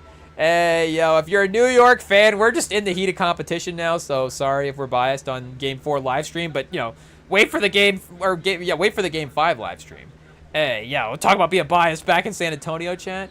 We might just go stream outside of the stadium. I did see though, like, people in New York just like broadcasting the game on the side of buildings. I guess the New York fans don't really care about the claim of what do they run, chat, in like the halftime, where it's like Ian Eagle will be like, you cannot reproduce the NBA without any written conformed consent or the NBA. I guess, and who does the NFL? Maybe Kevin Harlan does the NFL. You cannot reproduce the NFL without any written consent or form on the NFL. Or maybe it's the NFL Films guy. I don't know. But, I guess the New York fans don't care about that, chat. Shocker. Hey, they'll reproduce the NBA without any written form consent. Whoa, hey, I guess that maybe, I don't know what that means, reproduce the NBA, in New York there. Whoa. But, we're talking about just live streaming the game. They will live stream the game on the side of a building. But also, they were showing like the watch parties, the official watch parties being set up as well too, all across the city. But maybe we need to go see about that in San Antonio as well too, getting some games broadcast on the side of the buildings. Oh, chat, hey, we have Towns drop into the court, and are they calling a review for a foul? The physicality starting to ramp up here in the third quarter. I guess we didn't necessarily. Oh, chat, we do have an elbow across the face. Pause. Wemby to Towns. It does look a little accidental, and it looks like we may have a little exaggeration for Towns, but Wemby does get the elbow on the chin, kind of bringing the arm around on Towns there. So we're not gonna necessarily say that that's not gonna hurt Towns or whatever, and that's not a foul, but it's not the Green Goblin elbow, pause, that Wemby's had in the past, where Wemby had a couple clips there against OKC where he was throwing it around, pause, but also had a couple where he went to elbow Shea and it was like he pulled back and was like, no, I actually can't get thrown out of the playoffs for just cold, just like knocking Shea out cold in the third quarter with this elbow. Like, I can't just Alex Pereira Shea here in the third quarter and just drop him. So I guess it may be in a different version of the sport. Hey, chat. We've got what movie is this for Eddie Murphy on Tubi right now? Just a quick pivot. Hey, imagine that. I guess that's the name of the movie. Not we're just saying that. The name of the Eddie Murphy right now movie we have on Tubi is Imagine That. We've just had Tubi auto playing since we've gotten back from work. So I guess there was a movie on before this with. It was called American Made. It had Ted Danson, Whoopi Goldberg, Nia Long, and Will Smith. And I read that I was watching this. I guess this was on during the pregame, so I guess I didn't really catch any of the plot. But I did read the Tubi description was there was a daughter trying to find her sperm donor dad. So I think Nia Long, Whoopi Goldberg. Nia Long is Whoopi Goldberg's daughter, and she's trying to track down her sperm donor dad, and she realizes it's Ted Danson. So there's obviously like some, I guess some, racial dynamics and some other things at play there that are pointed out, I guess, in the Tubi description. Again, I wasn't watching the movie to see how the movie addressed those, but I was like, okay, if there's gonna be a movie on mute on in the background, I guess the one with Nia Long and Whoopi Goldberg in it is, okay with me. And Ted Danson as well too. Shout out. I can't say I'm always like queuing up a Ted Danson vehicle, but that is the beauty of Tubi. The beauty of Tubi is just you get these just obviously you get these random movies, hot take, but you just don't. Sometimes they don't think to look outside the box, but it's not even. Pause. Hey, whoa, hey, chat. Looking outside the box, not a bad thing, but sometimes I never think to look outside the box and just think like Ted Danson movies. Like you're just like, oh yeah, Ted Danson, Cheers, like that's what he does. But it's like, no, Ted Danson was in a couple movies. There was another, I don't know if we're just like on a real Tubi kick here, watching just classics, chat. Hey yo, but I watched. There was this other one that was on in the background at one point called Marcy X, 2003.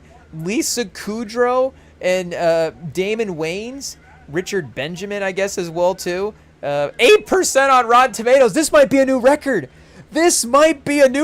Chat. Hey, yo. Shout out to Lisa Kudrow and Damon Wayans.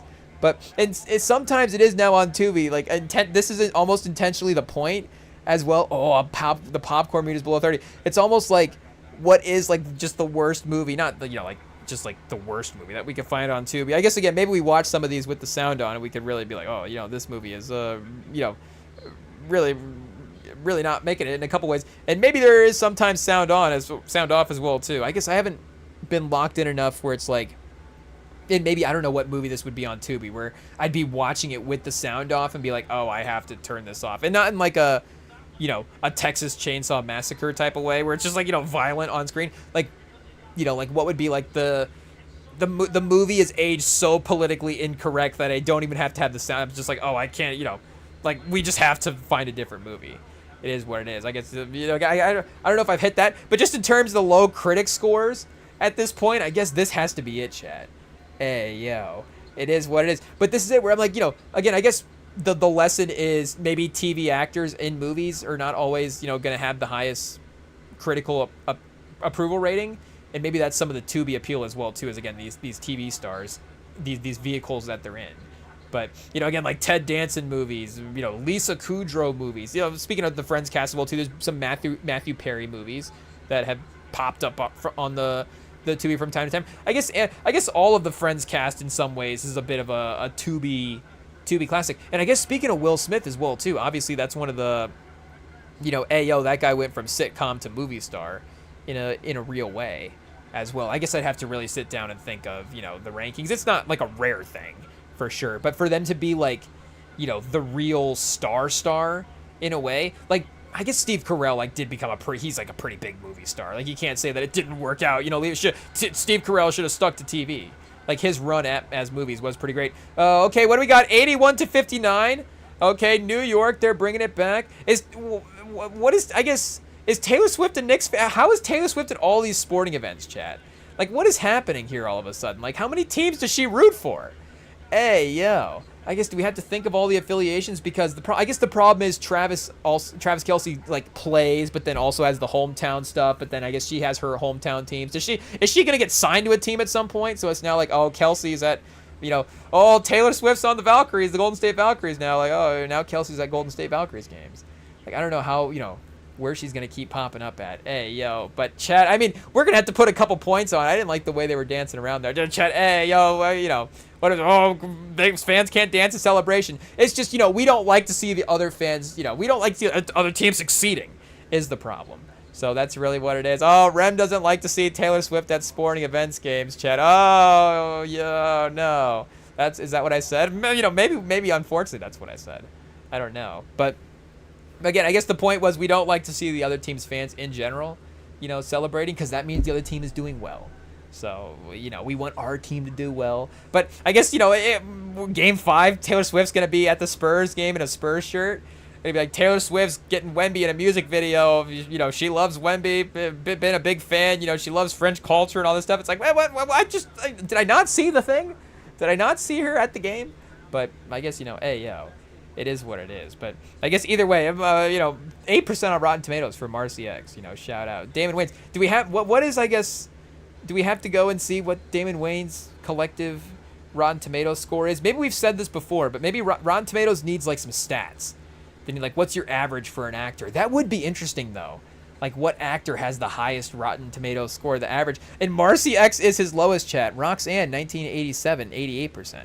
So really, obviously, the full scope of the critical acclaim there for our guy Damon Wayans. Shout out. But what are we saying? Either way, I guess. Oh, the point we were trying to make with this Eddie Murphy was, and literally all I was trying to say is shout out because Carmelo Anthony is in this movie, and I guess we also maybe should be careful as well. Should take a moment to recognize if we're just saying that name. But obviously we're referencing the basketball player in the movie at this point. But we definitely do need to think about the family as well too at the time of the young man who just got wrongfully convicted in the way that he did recently. Also named Carmelo. If I'm not mistaken, that is the name. Or again, similar there as well too. I don't want to be disrespectful in not saying it right. But again, I guess just because.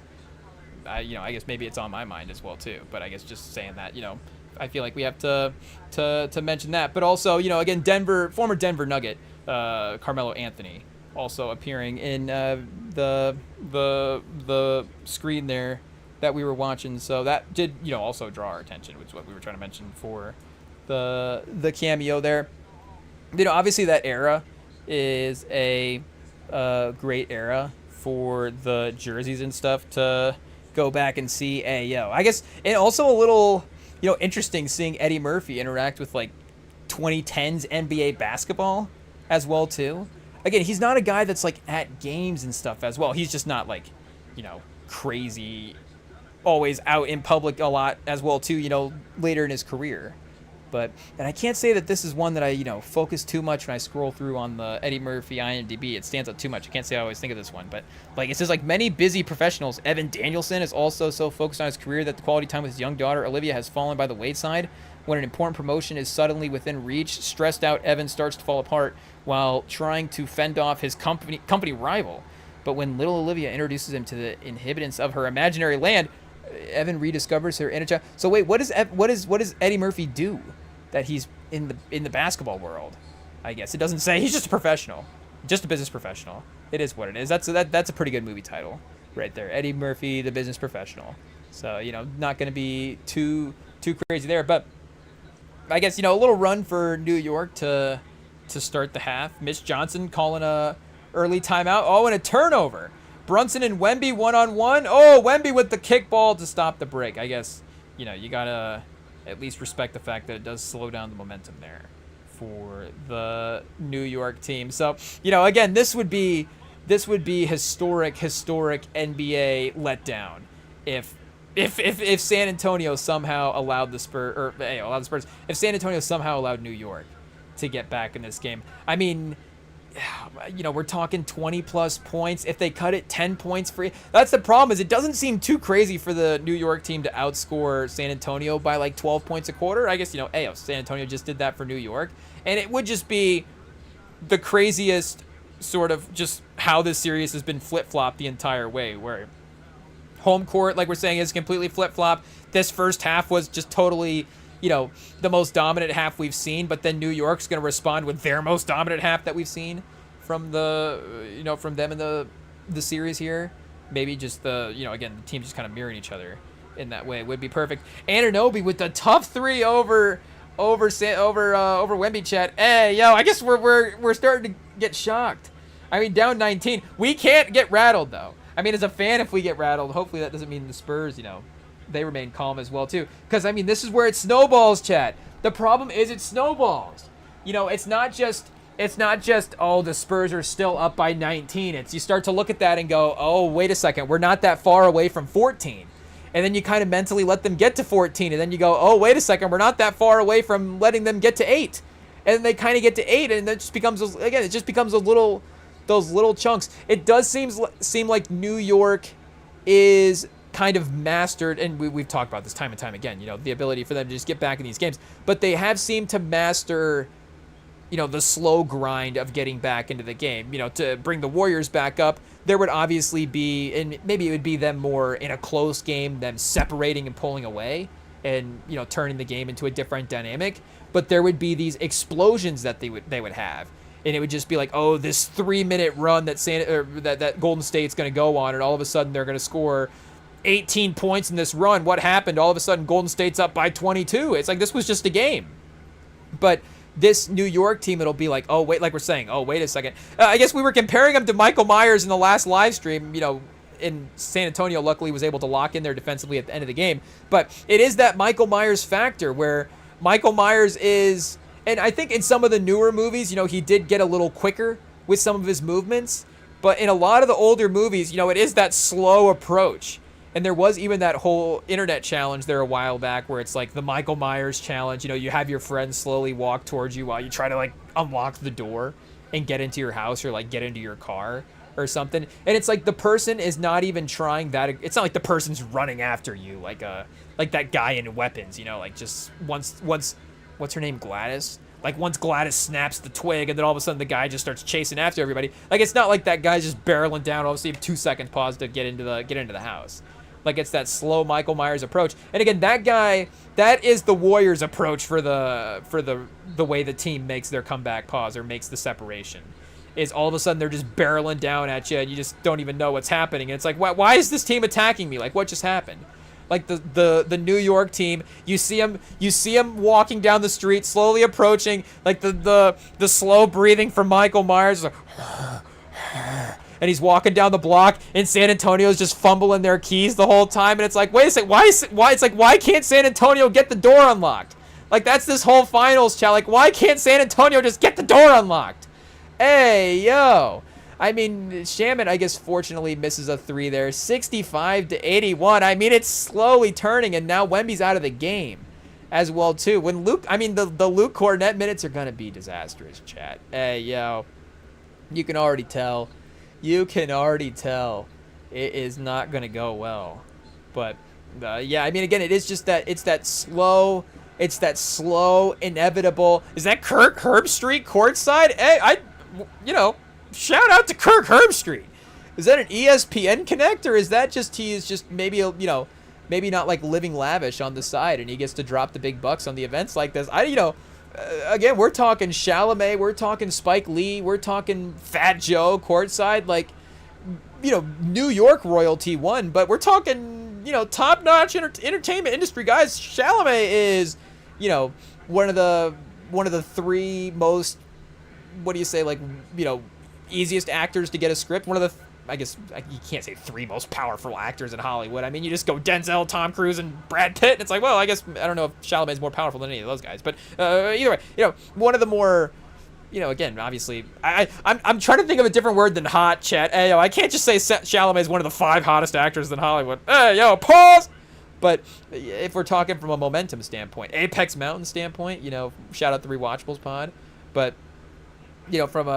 from a again, we can't say from a juice standpoint. Hey, yo, do we have to pronounce that a little bit more precisely? Whoa, hey, yo, from a juice standpoint, from a career juice standpoint.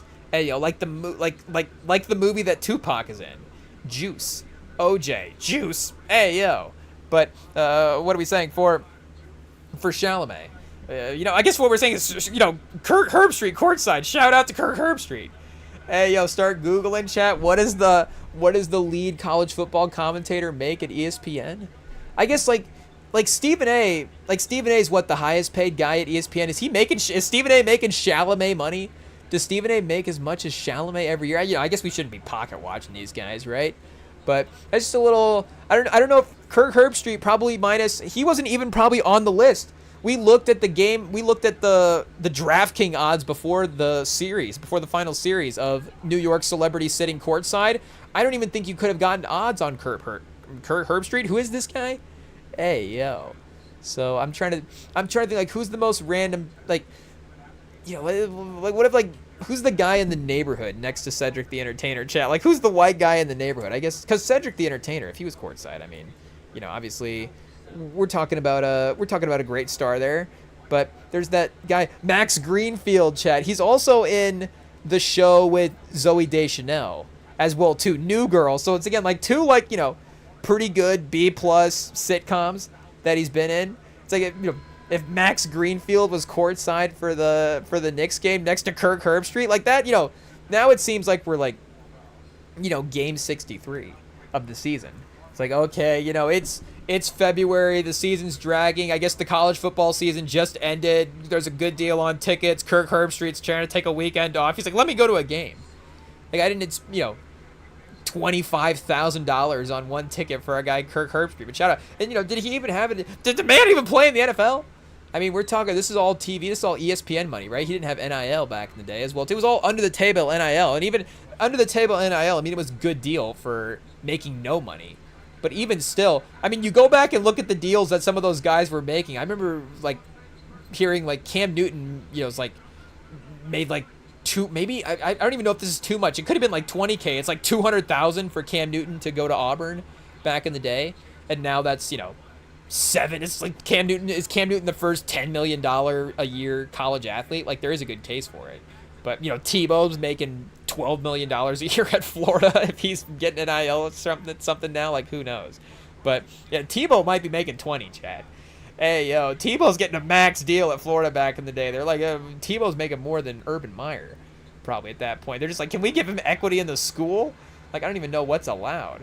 But Tebow, you're just the new, you know, Tebow's just also the quarterback and chancellor of Florida, as the NIL deal requires him to be. And he also owns 6 car lots as well too. Tebow Auto, and he also, you know, owns the school as well too. Tebow Auto would be interesting though, Chad. Would I buy a car from Tebow Auto? Hey yo, you know, obviously, you know, I feel like if you can't trust, well, I was gonna say, if you can't trust Tebow, who can you trust? You know, we tread lightly, but it seems like Tebow's a good guy, right? Like if Tebow is a car salesman, obviously the number one job for we say the number one job for a former college athlete, but it just seems like every time they use that, I don't know if they agreed for that to be the default example for NIL deal, but every time they use that, that's just always the example.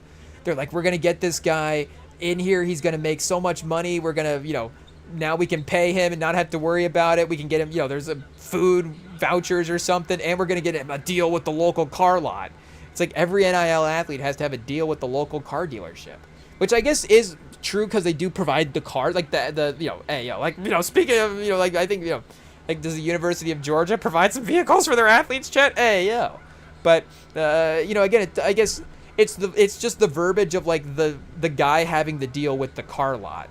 Where it's like, is everybody in the car lot commercial? Like, you know, Tebow's like, you know, I guess if Tebow in the commercial for his own auto lot. But maybe if it's like Percy Harvin Auto, and it's like, you know, Tebow's like, you know, stop by Percy Harvin Auto and get your Jeep Wrangler for, you know, whatever a favorable APR. I don't even know car terms, chat. Hey, yo, it is what it is.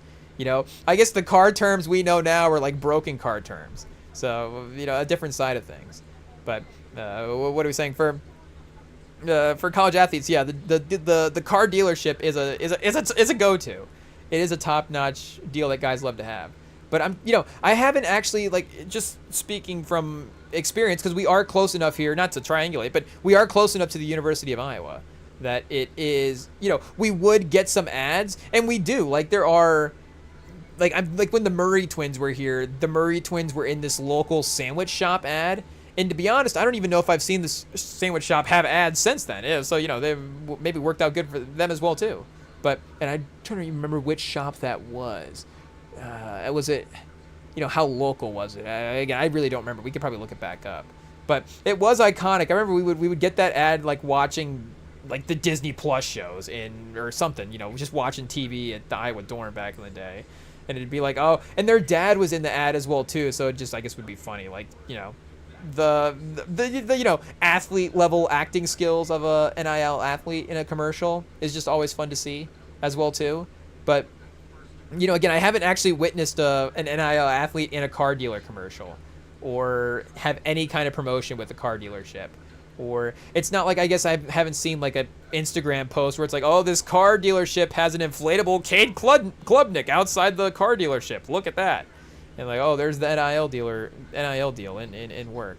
And I have heard some creative stuff as well too, of like guys being in movies and, you know, other things, but it's always just car dealership. It's just like, oh, you know, he's going to make money from it. And worst case scenario, he's going to go sell cars and after college. Just be a car dealer. So, you know, again, I guess, you know, automotive industry, I'm sure there's always a need there to some degree. But, you know, again, I guess I don't know why it has to specifically apply to retire. I think it might even be a course. Is it a course that you can take as an athlete? It's only offered to athletes, but, you know, car dealer management, Chad, hey, yo.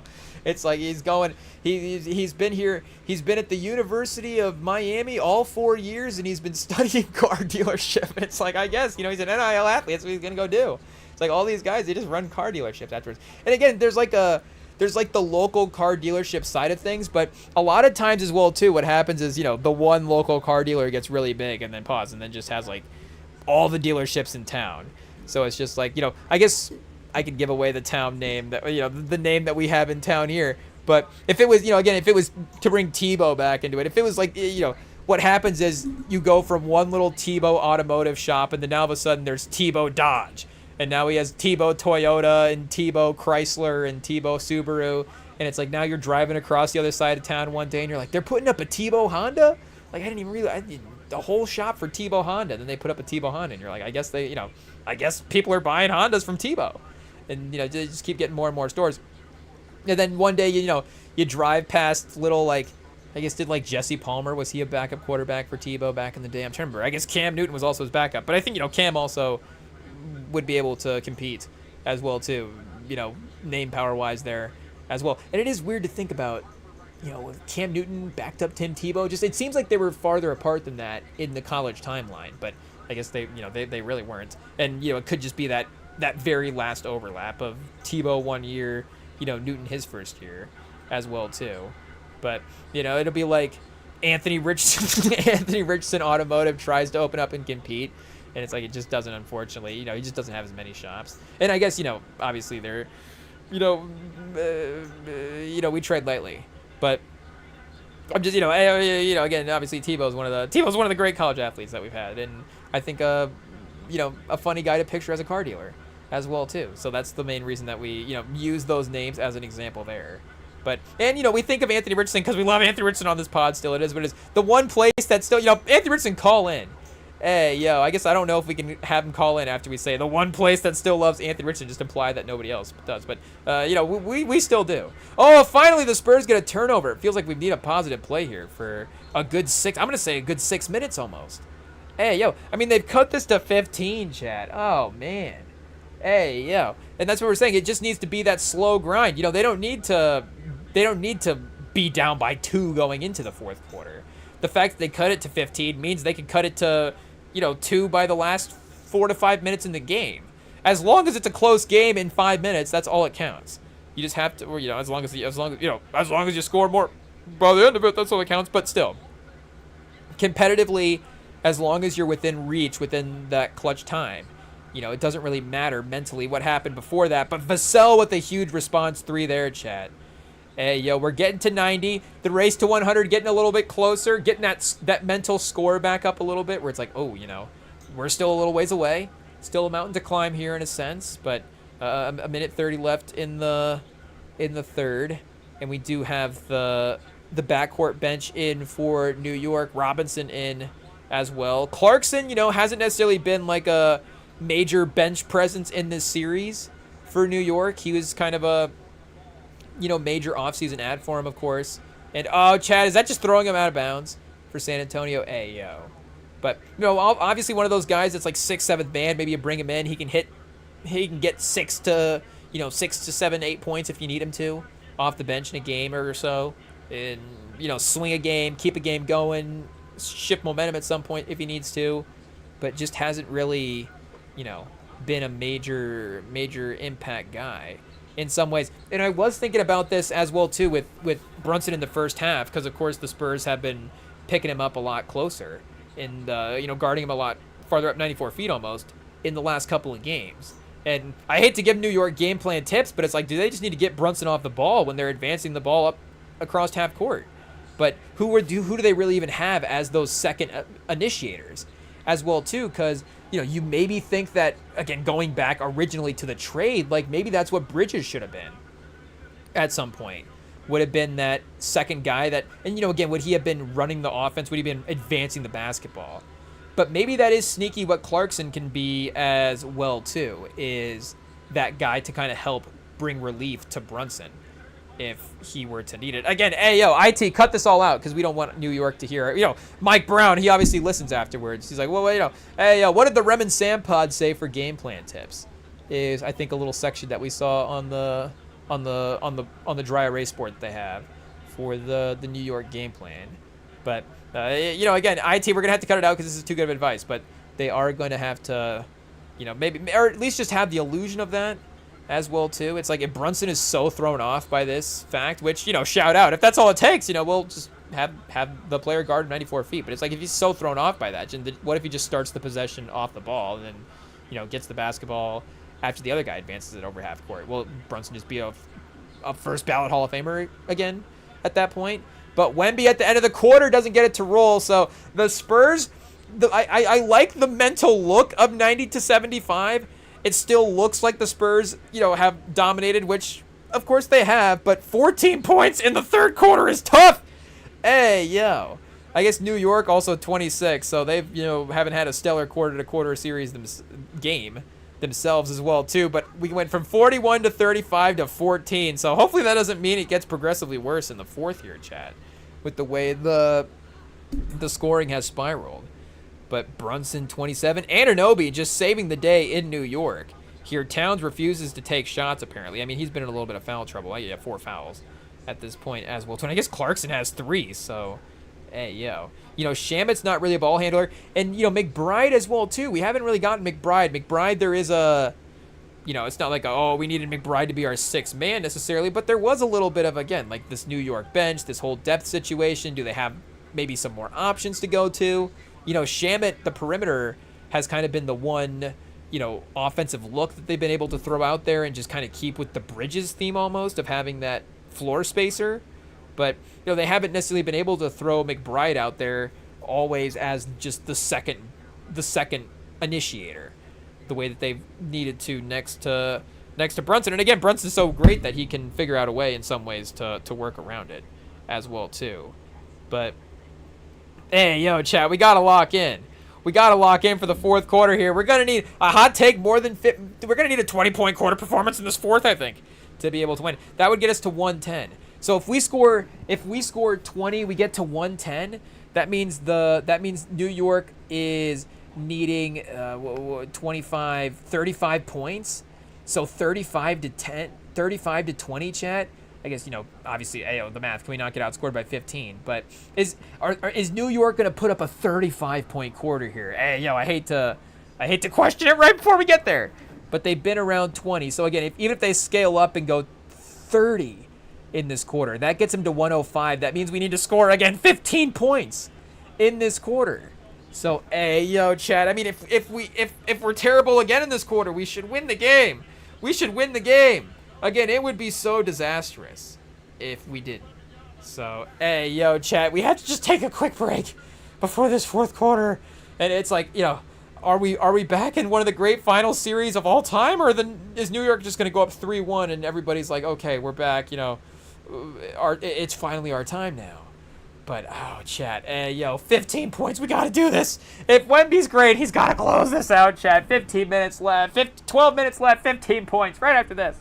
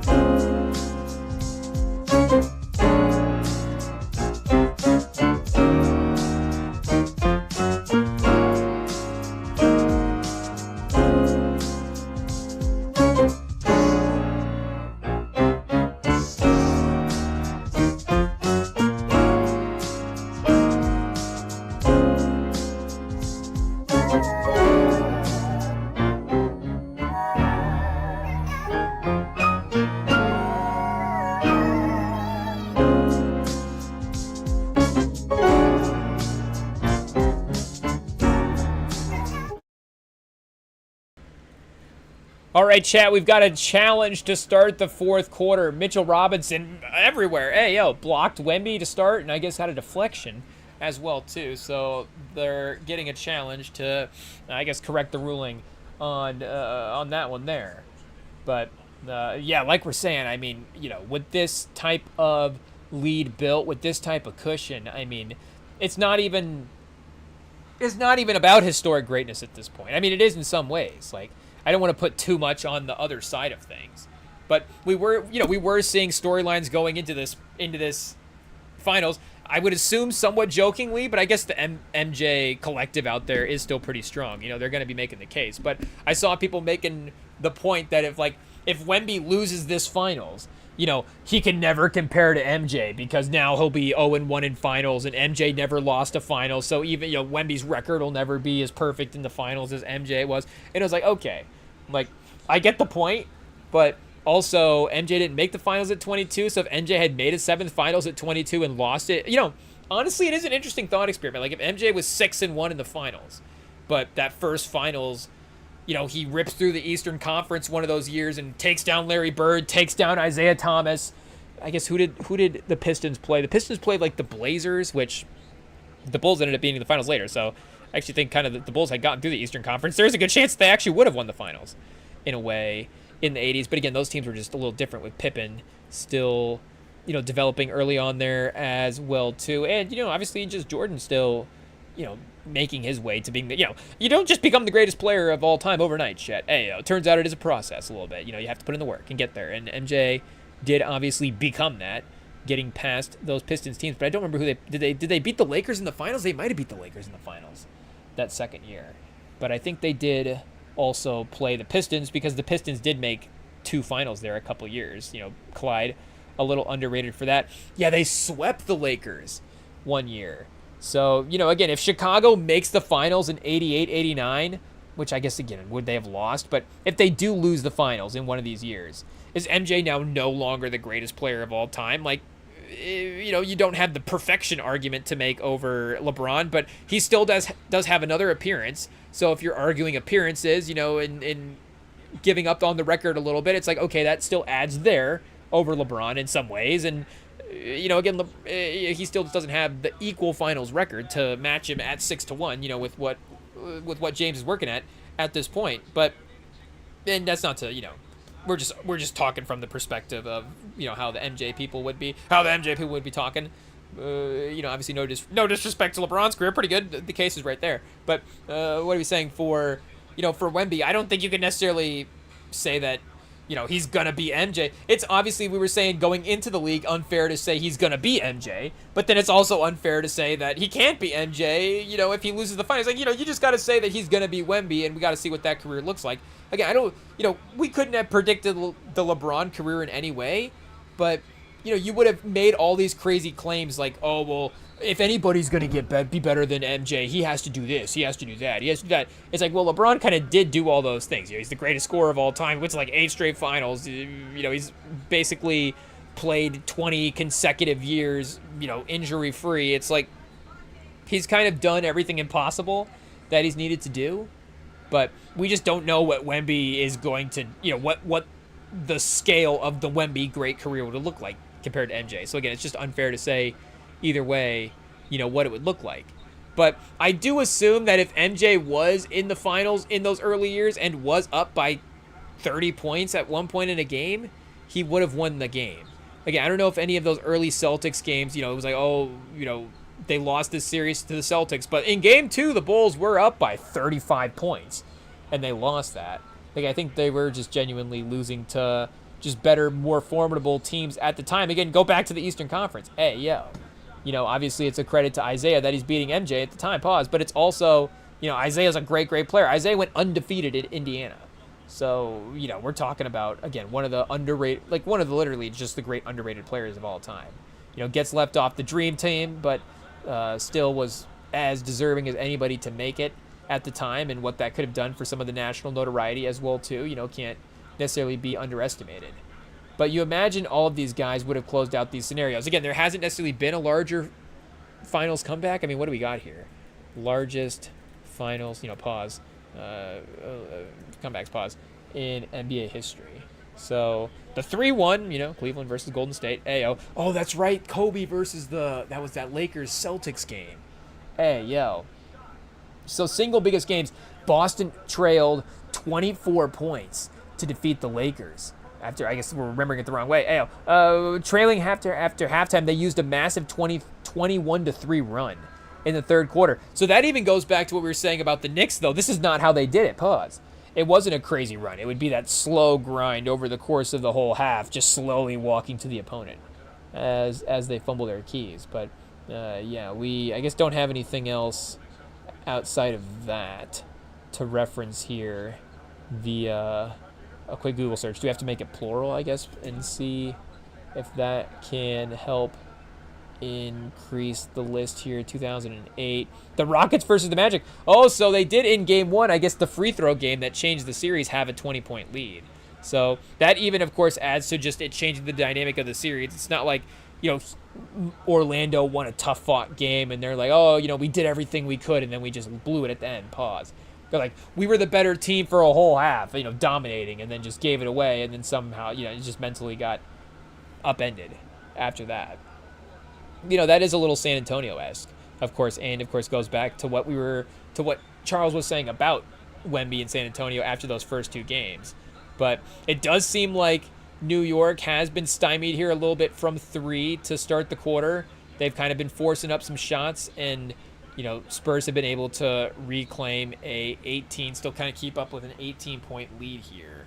So high teens, a little storm back for New York, but maintaining some distance is definitely going to help, at least just mentally suppress New York a little bit as well. Obviously, they're not going to give up, but if they can keep... Did Herbstreit just tap Dylan Harper as he walked off? Is Herbstreit a Spurs fan? Are we criticizing him early, chat? I mean, the problem is he's, an alum from the Columbus school. So as a Michigan fan, there is just, a little bit of those rivalry feelings there. Even though Herbstreit's son did commit to the Maize and Blue, shout out. But, obviously he himself did go to the rival team. But Wemby with the offensive rebound back to 20. So now multiple times we've had 20-point lead. I mean, even still with 10 minutes left, just in general, a 20-point lead with 10 minutes left in the fourth is not safe. But the fact that we have rebuilt that back up is a good sign. Hart in the corner for three. Oh, it spins around and drops in. If that had popped out, that would have been, of course, a good sign for San Antonio. Pause. But the fact that Hart has been such a consistent role player this series for him, not just scoring, but just, competitive as well, too. Oh, he fouls Wemby. Is that an and one? Wemby guides that in, chat. I don't know. There's no way that's on the floor. Wemby didn't even contact the floor with the basketball there. So unless they call it, of course, before he contacted the basketball, maybe that's how it counts. But, Brunson trying to guard Wemby on the possession before that. I guess he does, kind of force the tough make. Wemby just more like focused on, plowing over Brunson, then getting the shot up. It looked like. Pause. And then he's like, oh, wait a second. I actually have to make this layup. But, yeah, foul on the floor. So, inbound Castle. Hart on Castle. Again, Hart just everywhere. Wemby the lob. Again, I like that they've now, with Wemby having a little bit more difficulty getting to the basket off the dribble. Pause. That is how you create that space for him. Good basket by Bridges. Right over Wembenyama. Wemby frustrated he didn't block that one, but cuts it back to 15. So timeout Mitch Johnson, just if you do break it into that 15 to 13, 12-point range, like that does start to break the trance of the game a little bit. But the high teens, 15 to 19, again, that is maintaining space. So you do need to call a timeout to kind of keep everything, from getting out of control there. But like we're saying, for Wemby, if he's not getting the space around the basket by driving and creating it for himself, the lobs and the getting it to him via the passes and stuff, of course, is a great way to combat that. And it may, the man's 7.5 feet tall. Like, these are game plan things that could just be, more implemented throughout as well, too. Sometimes necessity, what do they say? Necessity is the need. That's a brilliant saying. Necessity is the, something of invention or something like that. Need breeds invention. think we kind of butchered the quote there a little bit. But regardless, maybe the need to get Wemby lobs around the basket. It's like, oh yeah, obviously we should be queuing him up for this type of stuff, 2 to 3 times a quarter. And yes, he's going to have his post-ups. He's going to have his possessions that he's going to create his own space. But we should also have him set up with this screen where he's going to spin off his guy, get the screen, and now he's got kind of the backdoor angle on the lob. Hey, that's definitely a pause. Whoa. But yeah, he's got the angle cutting to the basket for the alley-oop. But even the physicality, of course, it's not like these are easy lob attempts and he's just getting dunks every time. Like, he's still having to fight through New York to be able to make this happen. But again, it's putting his shot on basket closer than forcing him into some tough mid-range shots over, taller New York players. Because that's the thing as well too. When he's getting switched out on these outer possessions. And I mean, yes, he's killing Chet in the Western Conference Finals. It is what it is. Like, he's got the vendetta there. But there is a little different mental warfare here versus the New York front line, and they are just more formidable to his drives, which I think just does rattle his jumper a little bit more. So, again, just kind of having to eliminate that as a part of his game for stretches here, I think is, a continued good adjustment from Johnson, because it has been a thing that they have seen to, pause hammer here a little bit in the second half. But, again, we can't, oh, we're turning into the New York fans, chat. Hey, I think it's more than just a certain one, after this game, chat. Hey, what do we got? Sleepy Don over here, chat? I mean, old man, what do you expect? What do you expect? But I think we saw a couple of the other New York fans in today's game when they were up 25, maybe, having a more legitimate reason to, maybe catch a few Z's there, maybe let New York come back. Because, again, especially 24-19, I think you can definitely, the crowd momentum's good, but I think and that's only, I guess, 5 points, maybe like 24-14, in theory or whatever, but maybe that takes a couple minutes as well, too, obviously. But the way the crowd momentum could build there is a good sort of wake-up call. And then, yes, you did miss a good little run, but now you're back for when the game is actually going to get real competitive, or it's like the moment where it can turn to get extra competitive as well, too.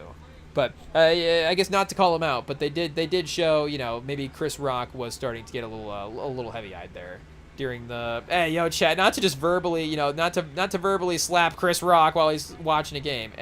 But maybe he needed a little verbal. Maybe somebody needed to go slap Chris Rock to wake him up, chat. No, we can't just say that. We can't just call for that. We're just trying to make references and jokes. That's all. We're not trying to, call for violence against Chris Rock.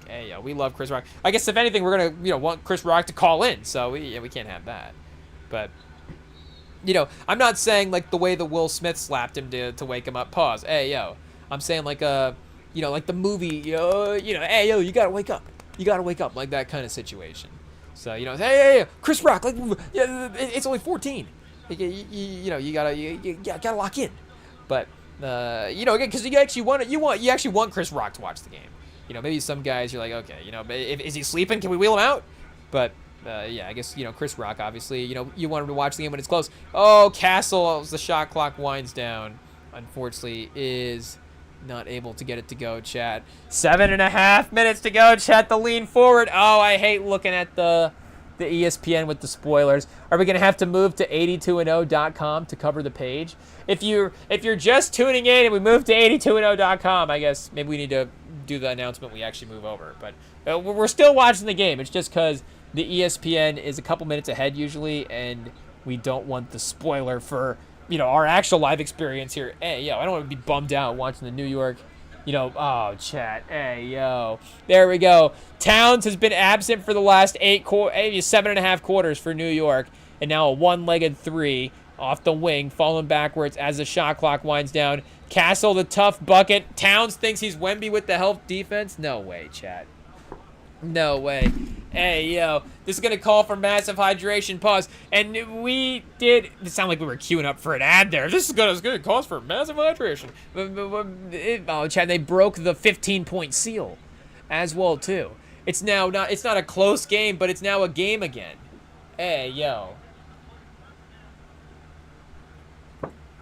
You hate to see it, chat. You hate to see it. But, you know, it is a tough shot. It is a miracle shot. But, you know, I guess Towns is averaging about 1 field goal make per quarter, so hopefully that's his one at this point, and not just the start of something.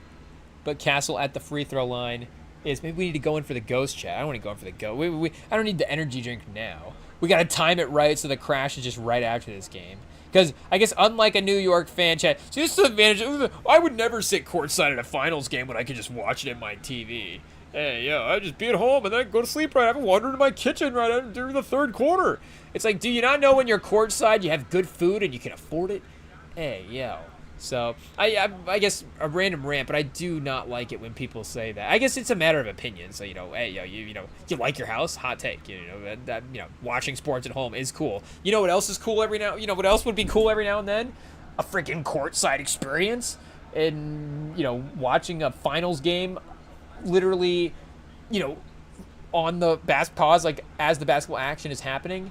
And then also, like we're saying, you know, probably getting some pretty good food there as well, too. So I wonder in my kitchen, make some popcorn during the third quarter. You know, why would I ever go courtside? I have Pop-Tarts in my cupboard I could get at halftime.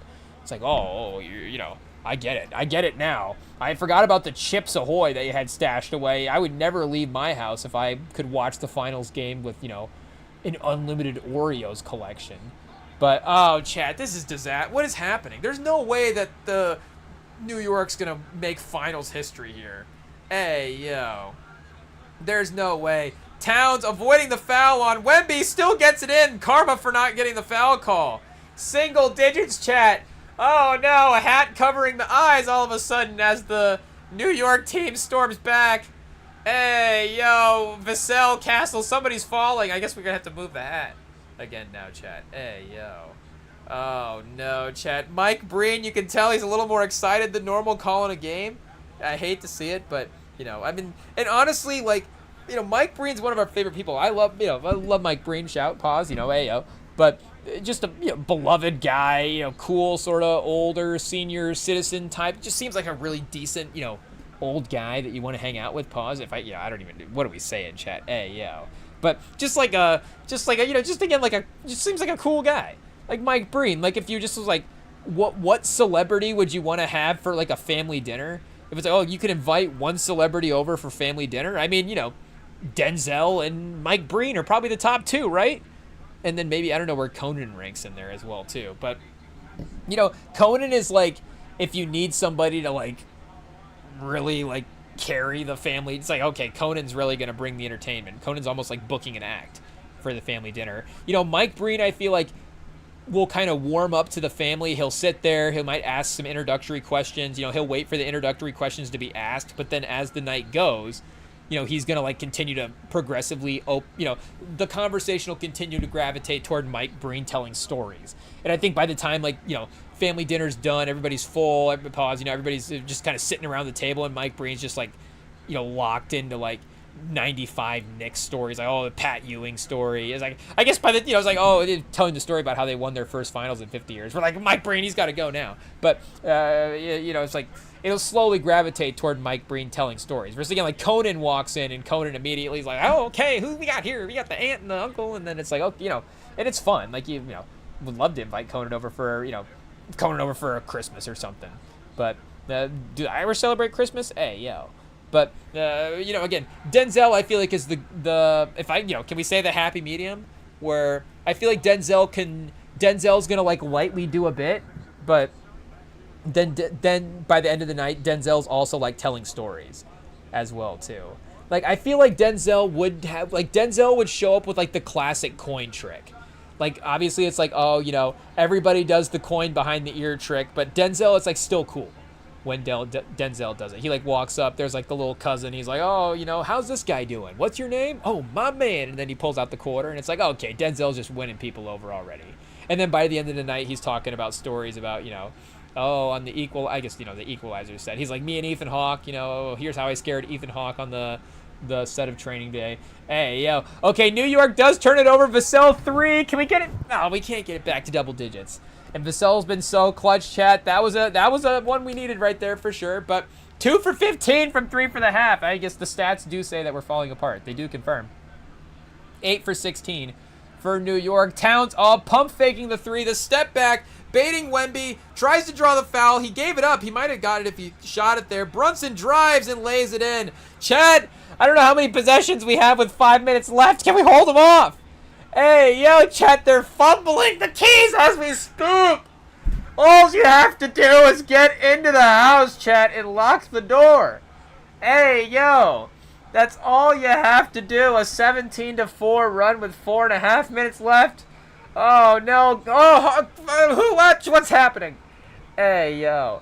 Fox just had a nice little step back on an Anunoby, but unfortunately wasn't able to go. I mean, the New York crowd is alive, chat. It is alive. Hey, yo. Chat, this is not good. This is going to be a very incoherent 4-5 last minutes here on the pod. We've abandoned professionalism at this point, and we're just in pure panic as we're watching the finals currently slip away from our team, potentially. Oh, the corner three. Wemby doesn't get the block. Anunoby gets the three. Oh, chat. Hey, yo. Hey, yo. Oh, chat. Herb Street celebrating? What is happening?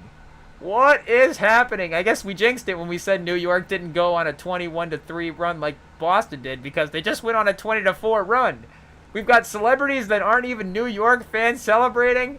I mean, chat, this is terrible. This is just terrible. This is just terrible, I tell you. Hey, yo.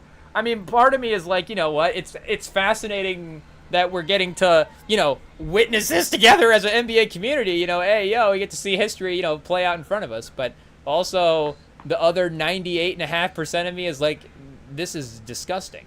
This is terrible, Chad. Hey, yo. And, you know, again, I guess the rotation for San Antonio and the defensive pressure that they were applying at the end of Game 3 was incredible. And they were definitely able to get to a lot of the closeouts. I feel like they've still been, you know, pretty locked in here for the end of this game. It's just New York as well. You've got Towns starting to cook up with a little extra aggression. Again, we can't forget the fact that they kind of lost him, you know, if we can say that respectfully, at the end of the game. And I guess just looking at the box score as well, too. You know, we got Wemby at 8 for 24 versus, you know, again, he was in that 32-point range. And this goes back to what we were saying with him in comparison to the Giannis scale. You know, I guess they've had the balanced enough performance. They haven't needed to Wemby to put up 40 and 20 tonight. But, you know, Giannis wasn't putting up 26 and, you know, 26 and 10 and 5 in the finals. And it's like Giannis is putting up really, really good numbers and having these really great. Giannis was putting up 38, 13 and 8. And it's like, oh, it's just like the greatest finals where he's like, you know, dominating. So there just does need to be, you know, obviously a little bit extra level of a shot making here. But, I mean, chat, come on. We're talking about a 24-point lead in this half. We're talking about potentially the future face of the NBA. Oh, the Spurs are scared to take a basket. Fox makes a three. Oh, Chet. De'Aaron Fox is going to get his jersey retired after this finals if we win this game. I tell you, it might not even matter if the finals is over. He might just get his jersey retired if we win this game here, like we're saying. Just De'Aaron Fox, find a different number. You retired it yourself. Hey, yo, Hart the spin. Oh, Chet, what a move by Hart. Wemby, the help side defense didn't even get time to rotate over. Oh, Chet. I mean, you know, we can still close them out. We can still go shot for shot, but obviously the mental aspect of like, what did we just give up is the difficulty. But 3 minutes, lock in. Wemby the jumper. Ooh, Chet. Hey, yo, that's a tough shot right there. That's a bad shot, kind of toughly guarded, but you know, this is a brutal right here. This is brutal, Chet. The shot making, the defense. Harper up on Brunson, 94 feet, the double. I mean, it's going to have to be, of course, the opposite side offensive guy for New York creating off of the double. Hart for three, Chat, and that's what they've been doing all quarter.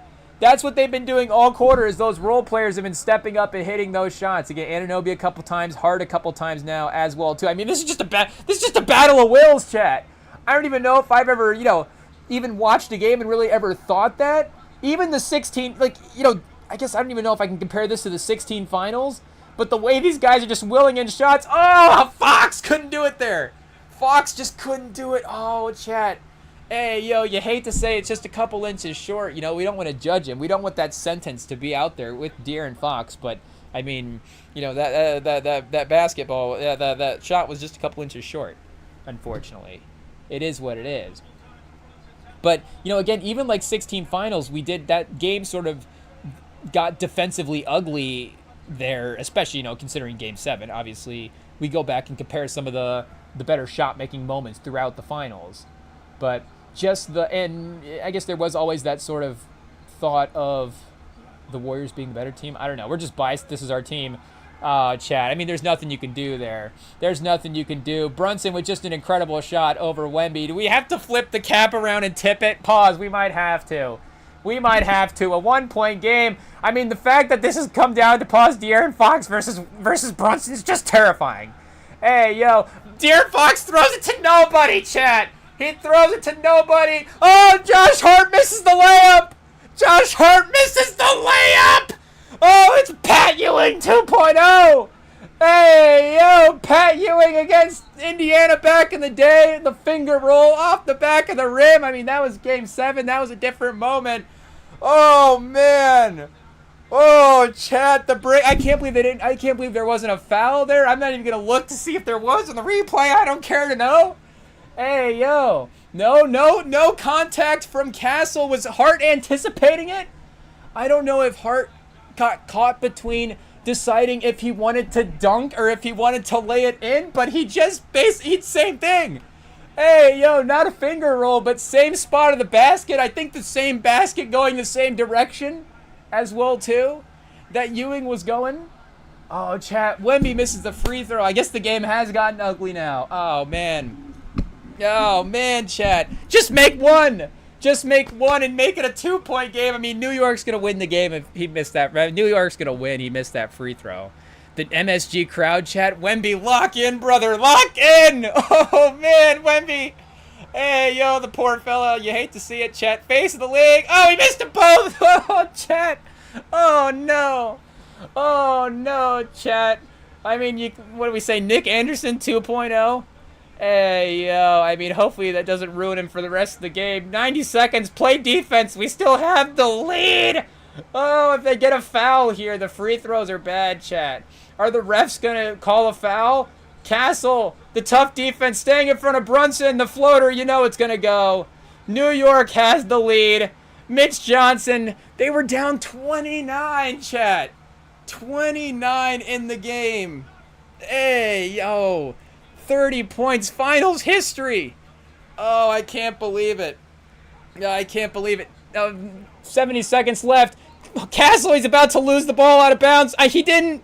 He's going baseline. Is he going to get a foul? Is it going to be offensive? I think it might be. Did he step out of bounds? He stepped out of bounds. Chat. It is what it is. I can't, Hey, yo. Some days it's good to be a Spurs fan. It's been good to be a Spurs fan this entire run. It's been good to be a Spurs fan our entire lives. But, hey, yo, chat, this is one of these moments where it hurts. It hurts. The game's not even over yet, but it might be. It might be, chat. I can't believe the Spurs could have won this whole series. They could have won this whole series. I mean, this is a perfect example. You can't win a 30-point game. I mean, hey, yo. What are you going to do? What are you going to do, chat? I don't know. Brunson just throws it up. It should have gone in. I mean, they might have just as well have moved the hoop over so it would have gone in at that point. But, hey, yo. Are we calling another timeout here, chat? I'm, like, kind of shaking, honestly. Hey, yo. Because it's all the other games as well, too. It's all the other games, you know? We had the lead in Game 1. We had the lead in Game 2. We actually almost lost Game 3, but did manage to win, and just mentally couldn't win Game 4, chat. Hey, yo, they're not going to be able to close this out. Giving up another 14-point quarter. Another 30, not even 30 second half points combined, chat. Not even 30 second half point combined. Disgusting. Hey, yo. You hate to see it. I mean, we don't even have the lead at this point, so we're just like, how do we even get back in this game? Hey, yo. New York, a 52% chance to win. It's tough, chat. It's tough. I gotta be honest. I don't really know what to say about this whole situation. I just kind of gotta, I guess, pause, let it sink in. But, hey, yo. But, again, 3-1, I guess what we going to start talking about, can Wemby make the 3-1 comeback? It's like, no, they can't, because they can't close out a game. If they could close out a game, then yes, I guess we could make that argument, and that's obviously what this was trying to determine here. But, I mean, this is just generally, and we said it going in, this would have to be the worst second half that San Antonio has ever had. This is just the worst second half that San Antonio has ever had in their franchise history. You hate to say it. And maybe, chat, maybe we're on board. No, we can't start turning against our guy now, again, with 30 seconds left. What do we guess? If you turn against him now, though, can we set us up for later where it's like, oh, check the tape when you were disrespecting your guy? It's like, I sure hope so. You know what? I'd rather check the tapes and it be a win. I tell you what. Than, us sit here and be like, we believed in him the whole time when he lost. But, hey, yo. Fat Joe, chat, no jacket this time. Hey, yo. With Jimmy Fallon. Oh, chat, you hate to see it. Sandler, I mean, Larry David, a bunch of legends, but, we hate them all. We hate them all. They can all, I guess, well, I don't know. Oh, except for Nas. There's Nas. Nas is cool. I guess it is. What are you going to do? Hey, yo, nobody can hate Nas. How has Nas gotten 0 camera time? Hey, yo, we've gotten 17 cutaways to Taylor Swift. Like, the fact that Nas is, 4 seats down from Taylor Swift and the camera just hasn't, that's the first time the camera has just panned, even been at a little angle where it's like Nas is just in the camera shot. It's like, hey, we're the greatest art. Who's actually a better lyricist there? Nas or Taylor Swift? the Swifties getting mad at us. It's like, go read the lyrics. Hey, yo, Fox the jumper. Castle with the rebound. Is there a foul? Is there a foul? Okay, he will get free throws. 30 seconds left for New York. A little 2-for-1-ish there for San Antonio. Oh, chat, we have to go off the ESPN. Hey, yo, it is what it is. We will, I guess, pull up something in the background here, but we're not going to get any spoilers here. This is too much to spoil at this point. So, if you somehow are just now tuning in as we've turned off the ESPN page in the background, we're at 30.3 seconds left in the first quarter. I wish it was the first quarter. Hey, yo. Fourth quarter. As Castle now ties the game at 105, chat. Yo. I don't even know if we can speak in these last couple minutes. I don't even... Can we just start a Patreon and say it's the silent version? I don't know. But it's only 30 seconds, chat. 30 seconds left. We either have a series or, we have a very disappointing outcome here of this game 4, I tell you what. But we got a free throw. Castle, can he step up and make them both? Thankfully, he does. Okay, you know what? The secret to the Nick Anderson moment was he didn't just miss the back-to-back. I think he missed the back-to-back, right? He missed 4 in a row. So... Castle steps up, hits the threes, 1-point game. Obviously, the fact that we're in this, somehow the league scripted this perfectly that, I guess it's not that overtime doesn't exist, but the alternating offensive possessions at this point give each other the lead. So it's not like, a field goal ties it up, what could happen here? These teams are literally win it on bucket scenarios. Like, it does seem like, we could have a Brunson, literal buzzer beater here. If this game doesn't end on the last shot going in as the buzzer expires, then, I might be reading it wrong. Hey, I guess, hey, imagine if we were saying that at the second half, chat. It's like, this is going to be a buzzer beater. We're like, oh, of course. Of course. Hey, yo. And we've said this before as well, too. Anytime there's, a historic moment, it seems like San Antonio is on the wrong side of it. It seems like I guess you could say, well, you got Wemby, that's historic. It's like, I guess, the roster building stuff. But the way it turns out in the games, all of these, and, again, Santos had so many great moments. We're not going to complain. But just the random great moments that happen against San Antonio, these random comeback moments that we have, Tim Duncan could have won 10 titles. We're just getting mad. Tim Duncan won 5 titles. We're now mad about titles that Tim Duncan lost, seasons that Tim Duncan lost. But it's like, this Lakers moment that I'm thinking of with less than a second left. This Mavs moment in Game 7 when this foul happened and this shot happened. This, of course, other moment against Miami that's, the greatest shot in finals history of all time. It's like we're going to have the single greatest finals shot comeback in history, if that makes sense. Pause. And then the single best just game comeback in NBA history, both against San Antonio in the finals. It's like, oh, man. Again, you can't necessarily say the Spurs are tortured fan base, but the painful moments do kind of balance out the good moments for the franchise. Wemby gets in and alters the shot. Fox scoops up the possession going the other way. Anunoby blocks it, chat. Oh, man. Chat, we've got a final possession. Do they foul? They foul with 5 seconds left. I think Fox would have been better off just pulling that one. They didn't need to take that basket. I mean, we had the no shot clock. Oh, chat. Hey, yo. Oh, no. We've just knocked over a drink in frustration. This has turned into a disaster. We need to get a towel. Luckily, there's one over there. Hey, yo. Okay, chat. Quick cleanup duty. It's all contained. Hey, yo, Chad, are we just break into an ad for microfiber cloths here real quick? I mean, Chad, hey, yo. Just erase this real quickly like nothing happened. A little representative of the Spurs game. They're like, let me just spill this lead real quick and just clean that up like nothing happened. Okay, oh yeah, we won, okay. There we go. We are good to go. It still smells like Strabango Ghost in here, but, at least it's not gonna be too crazy. I think we didn't do a good job, chat. Okay, wait a second. Hey, yo. We almost got one little spot here to clean up. Fortunately, the game went to commercial break. I don't know. Did they think that did somebody else spill courtside at the same time? Is this our Jason Kidd tactic to call a timeout, chat? IT's like, you're not actually at the game.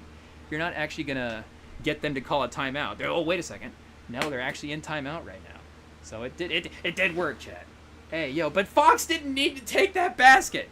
That's distracting us from the... De'Aaron Fox is the biggest winner of us spilling this drink because we just forgot about the fact that he didn't need to take that layup. And he could have just... I mean, I guess the towel does smell kind of good now. It just smells like strawberry and mango. So, I guess we haven't had a candle for a while. So I guess now we know if we spill a ghost on the microfiber towel, chat, it kind of... And then throw it over here by the fan, it does kind of actually perfume the room kind of nicely.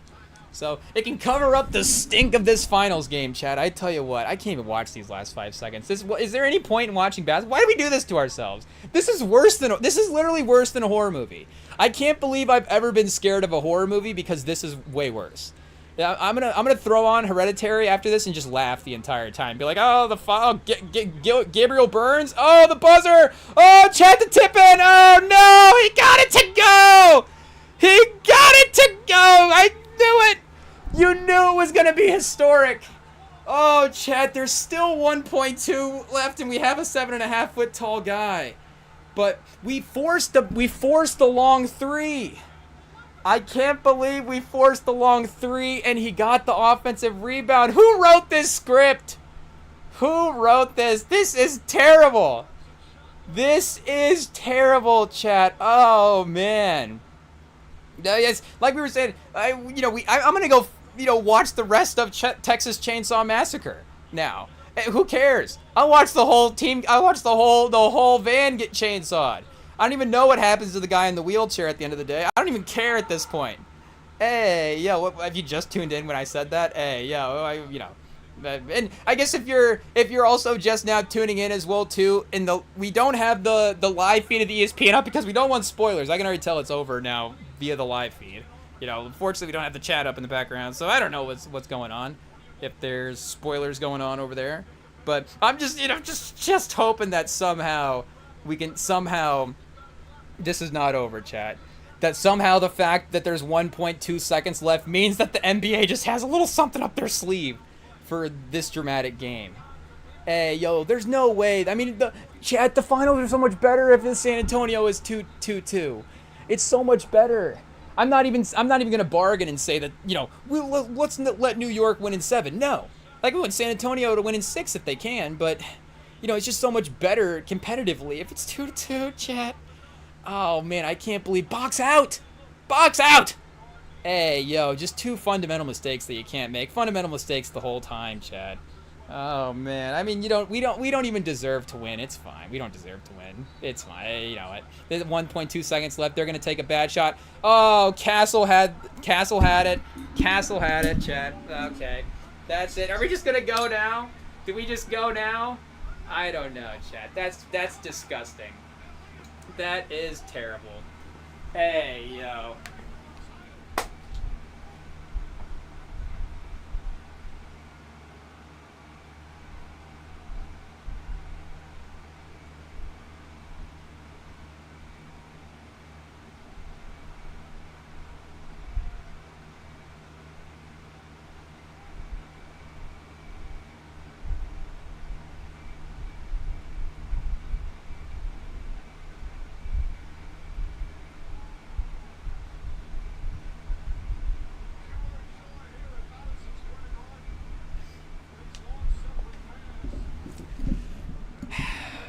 Well, chat, we started this out with the shout out to Wall Fraser, so they showed him having a good time. So I guess, you know, that's something. But hey, yo, I mean, you know, it's just why not just take what the Spurs have done this whole time and times it by, you know, times it by 20, times it by 30, times it by 29, whatever it is. It doesn't matter. I hope the rest of the internet cuts out at this point. I just, you know, hey, yo, chat. Hey, yo, it is what it is. 3-1, we go back to San Antonio. Teams have done it before, but not this one's not going to do it. I tell you what, that's for sure. Not after these games. So, you know, that's the podcast, chat. That's the live stream. You know, we'll be back for the next game, watching a meaningless finals game, whatever the next game is. So there we go. History made. Shout out to New York. We'll be back next time. Follow us here on the YouTube. We'll see you later. Peace.